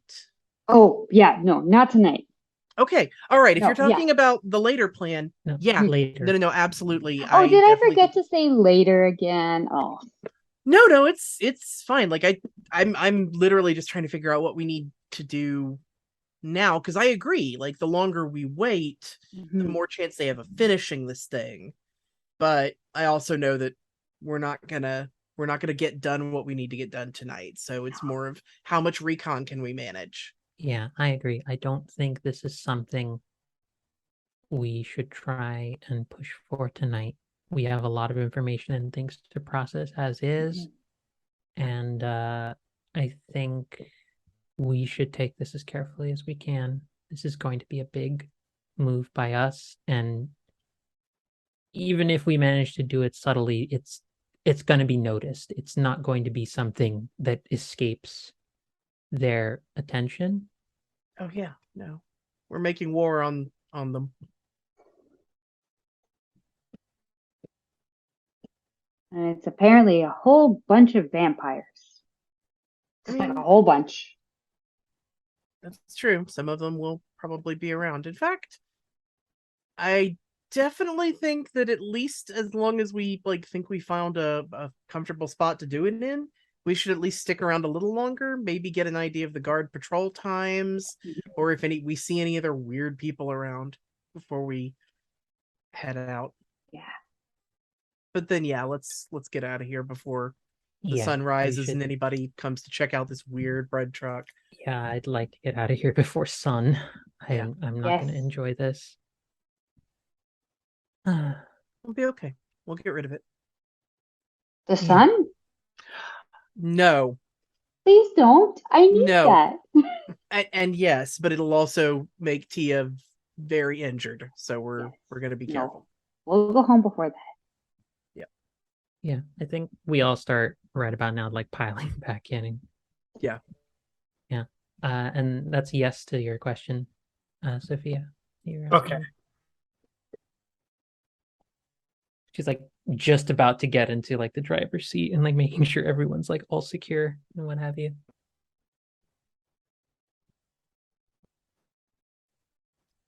All right, so going to offer you the chance to take the shaken condition for the chance to have a flashback. Yeah. I think I think she's like smiling and like happy, like just has like a very like sweet, soft smile, like looking over at May, and then May notices the bird is like getting almost like staticky. Yeah, are you okay? Yeah, I'm fine. I think. Oh, that usually doesn't happen, and then she just passes out. Ah! Is she already driving or no? No. She hasn't started Okay. driving. No, I made sure this is while she's getting into the seat. Okay, that's what I She think. just like the bird just like swoops in, and I think she just passes out. And for- May like for a few clambers minutes. through the like center seats and is like, ah! May, damn it. Let me check a pulse. Like, just you could give me a second. But it's very much it's like takes May's hands and shifts them onto a part that she's not trying to medically check. She's just like very carefully like, and she has like sleeves and stuff to cover, but she's like carefully holding Tia. Yep. Okay, so just flashback.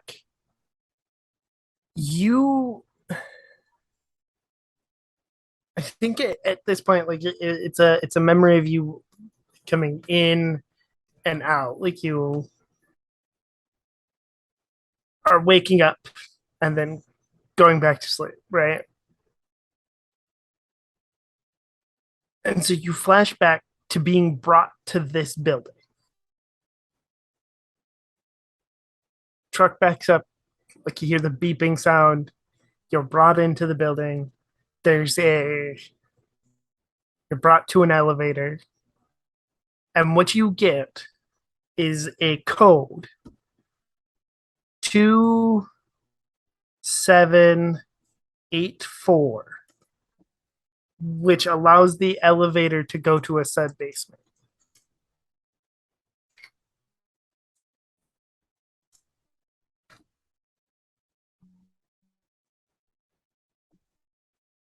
And in that sub basement, there's a few things, but you caught glimpses of them constructing something, like the very, very beginning of starting to construct something in there before they took you into another room and shut the door. I think like she sees all of that happen, and then it's just like one of those big, like she's come out of water kind of gulps, like Yeah. Tia, are you okay?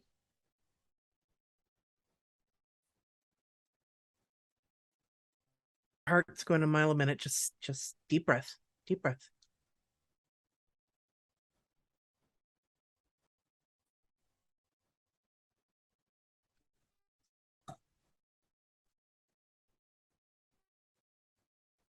I know where it's happening.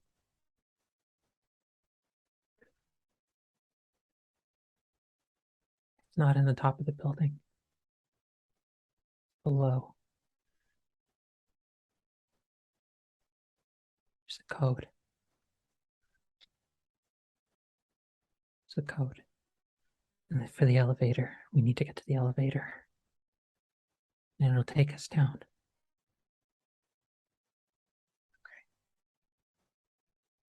And you know that.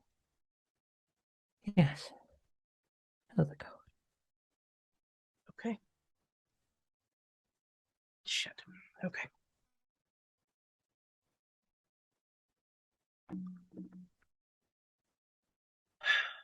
Now we know. Fuck. We're not doing that tonight either. No. Yeah. You go sit in the back with May. I'll get us home. Come on. Maybe like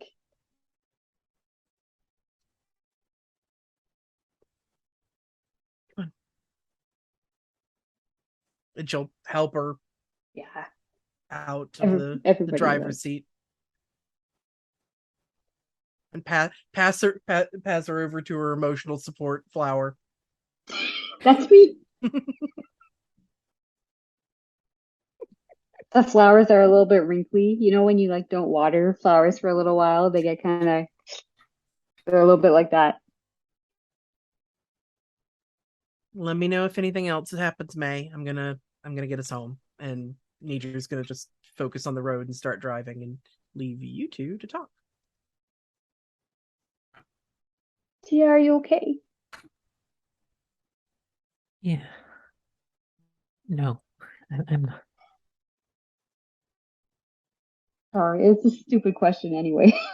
No, it's never bad to ask questions. There's no bad questions. Do you want to talk about what happened, or you don't have to?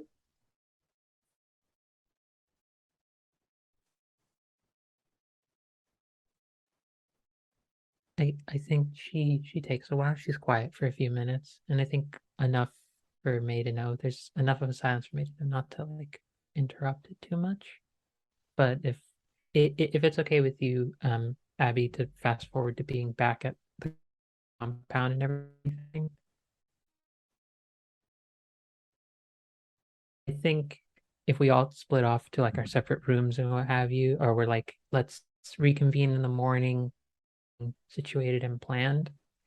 I think I don't know. Does May have a sense of wanting to go to her own room, or is she like sticking by Tia's? May would totally stick with Tia, and like even if Tia doesn't say it out loud, May would try to like figure out whatever like Tia's body language or anything is to just kind of follow her. And May's holding her the whole time. Like if it seems that like May would if it seemed like Tia didn't want it, May would stop. But as far as May can tell, like she's gonna try and help her like walk to her room and all of that. She goes to the door and she opens it, and you can see there's an initial moment of her like trying to like close the door, not rudely, just like almost by reflex. Like you can tell she's having a big like fight, flight, or freeze response, and she's like trying to go into flight mode. She's trying to lean into what she knows, which is when things get bad, she has to hide. When things get bad, she needs to be away from people. But I think the shadow kind of covers over her body again, especially like around her foot, and her foot stops the door, and she's like, Are you okay coming in? Yeah, if it's okay with you, yeah. Yeah. I think she closes the door and she like very gingerly like pats a spot by the bed to like lie down next to her. Yeah, May's like kind of, how do I put it? Like, it's not that she's excited, it's that this feels right to her in that like she's like, yes, I want to be here. I want to be whatever Tia needs. And so there's almost a quickness to her movement that she's trying to restrain to not be overwhelming. But she's there. I think she's still a little shaken up, but I think she sees your enthusiasm and she's like, "You're really adorable when you get excited, May." Well, I mean, I should. This isn't about me. It's about, I want to make sure you're okay.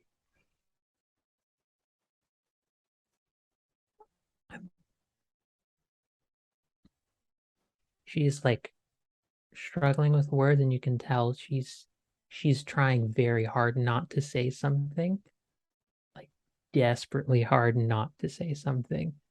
But you can see the bird like flares up, and I think actually because we haven't touched on this connection as much, I think the bird actually takes the form of her ex-girlfriend.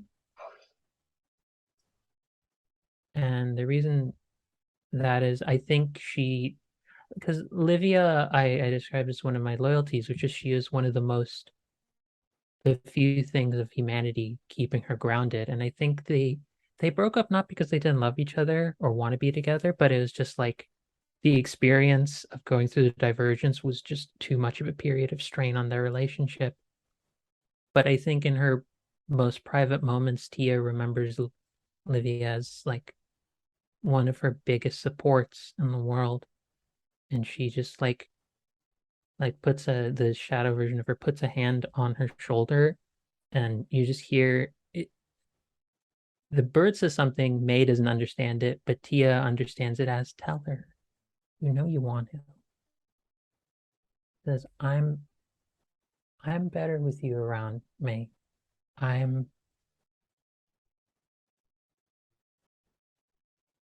I have spent a lot of my life hating myself for everything that I am, for everything that I feel, for everything that I believe. And I thought when I found a community and I found a space, it hurt me badly. And that meant that I was terrible and that I was broken. But there is nothing right now in the world that is as wonderful as getting to see you here with me. You are everything feels in bloom when you're around. Everything feels that much brighter. And I wish beyond everything that I could take you back to the life you had if that made you happy. And I don't know if you want this time or this space with me. I don't know what this is. I really don't know. I don't know what to call this. I don't even know if this is a good idea. But I want to make a bad decision for once. I want to make a bad decision with you. Okay? Yeah. My whole life, I've known what I'm supposed to do and where I'm supposed to be going and what I'm supposed to be saying. That was my whole life. That's why I miss it. I miss knowing. I miss not being afraid. I miss feeling happy and confident all the time because I always knew. I never had to worry about anything. I never had to worry that people would be after me or that I couldn't go outside for whatever reason. All I worried about was stupid stuff, like if my hair looked good or if I could get support from my family or I don't know. all of that stuff is so silly now, like I know it was important then, but with everything we've been through and everything we're going through, I I still miss who I was. But I think that I'm starting to realize I'm becoming someone else, something else. And it's not bad. It's not a bad thing. It's just different. It's just a different form, I guess. Can I tell you something? Sure. I didn't get to make bad decisions growing up. I whenever I made a mistake, my parents, they wouldn't be mean or anything, but they would always remind me, mistakes mean you won't be successful. Mistakes are things to be fixed. Bad ideas don't get you anywhere. You have to have good ideas. But I want to, I don't know, I want to make bad decisions too. Now, sometimes it feels like it's the only way out. Does that make sense? Yeah, it does. Um, fuck it. Uh, Jessie, would you be okay if Do it! I was you gonna ask kissed too. me? Yes! Yes!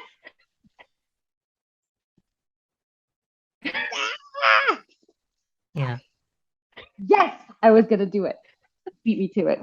it's make this more cute by having it be they both realize at the same time they both try and go Yeah. for it and like bonk their heads by accident. Or yeah, it's like the flowers are suddenly like bigger than before. So they're like in the way, and it's not thorns at all. It's like all flowers and roses, and just like I was like, oh, sorry. Hun, I literally felt like my soul got ripped apart from what I remember going through this. This is nothing.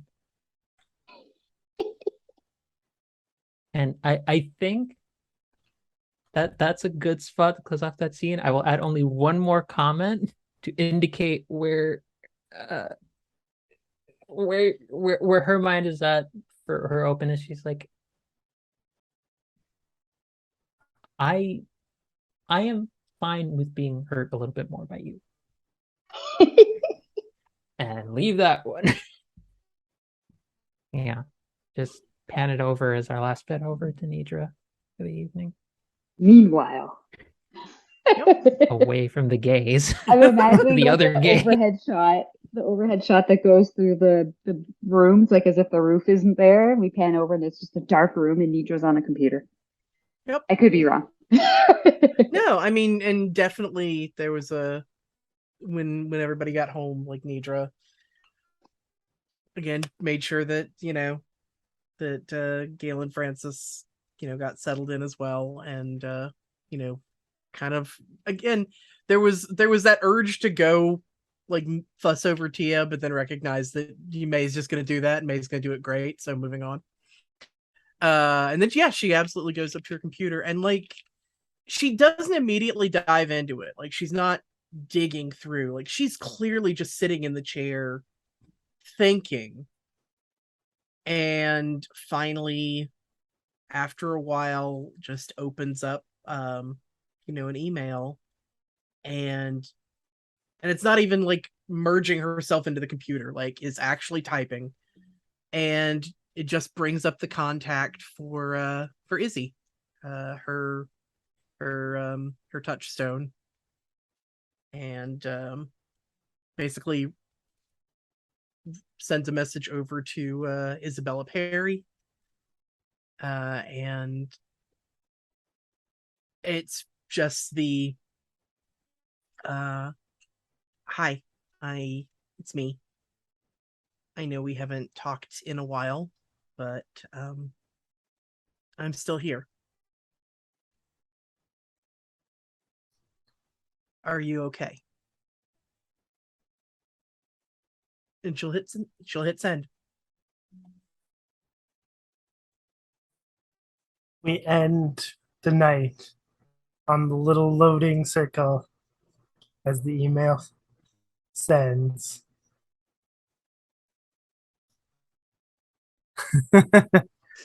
Ah, Mm, My emotion. I know. There's so many of them. We have a fun, easygoing time on this stream, don't we? It's Deviant the Renegades. We knew what we did. I gotta figure out how to put the word gay in there. Deviant the Gaydenades. There's a better version of that. Well, and you broke Angela again. What is that, like the fourth time this stream? Hey! The Fifth, fifth? Okay. Glad, Somewhere. glad, Count. glad she's counting. Excellent. all right. Let's do our sign outs real quick. And starting, just want to say, please everybody go check out Arnica and Fleet as well. And then we will start our sign outs with Nidra. Hello, I am Abby. I've been playing Nidra Nikorchik. Boy, has she got some issues, right? But no, also I had a lovely time this game, and I'm really looking forward to seeing, what these last couple episodes are gonna do for our cohort. It is a wonderful collection of people.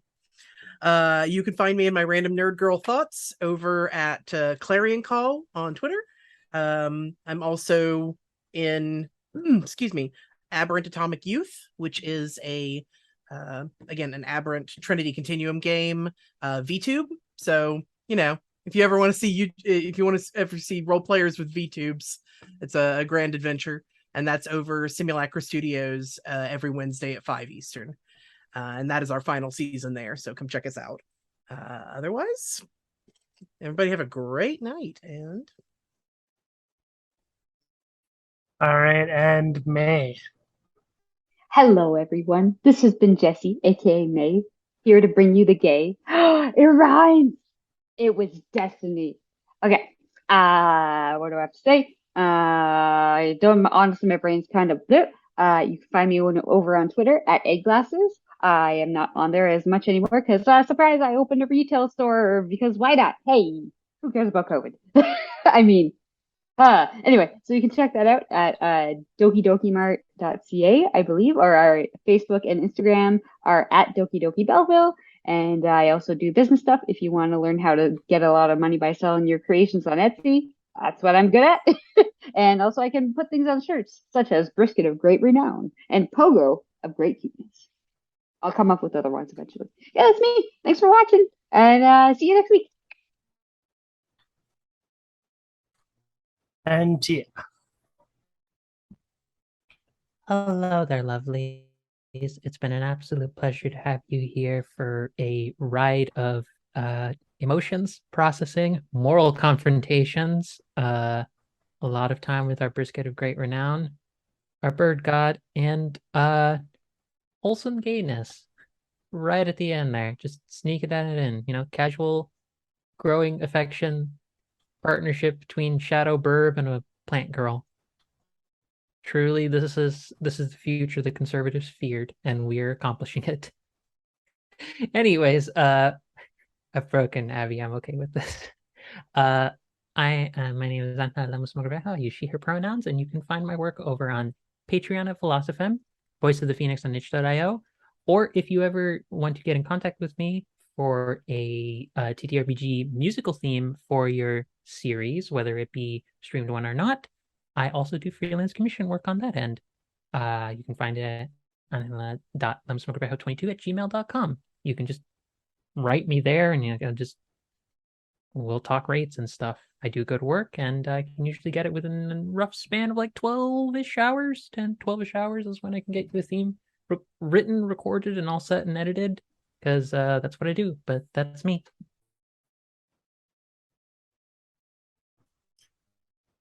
All right. And I am Nerdy Teddy. Quick note. I want to thank again Captain J. Cross on Twitter for allowing me to borrow the character of Ivan. And yeah, I'm Nerdy Teddy. You can find me on Twitter and over on Nerds with Dice, where Sunday mornings About 10 p.m. EST, I run Brindlewood Bay, a Brindlewood Bay campaign called Little Club of Mysteries. And soon will be a Buffy the Vampire Slayer game taking that over. So come check out those Sunday games. Let's see. Charity Bundle. Run by Fleet should be coming out soon. I know it's been delayed a little bit, but I have a game in there as well. Jefferson Falls 93, which is a setting and threat for Monster of the Week. So come check that out as well. And we're going to raid Martlet Games. They're playing Vampire the Masquerade, so go check that out. And we will see you next time, everyone. Bye.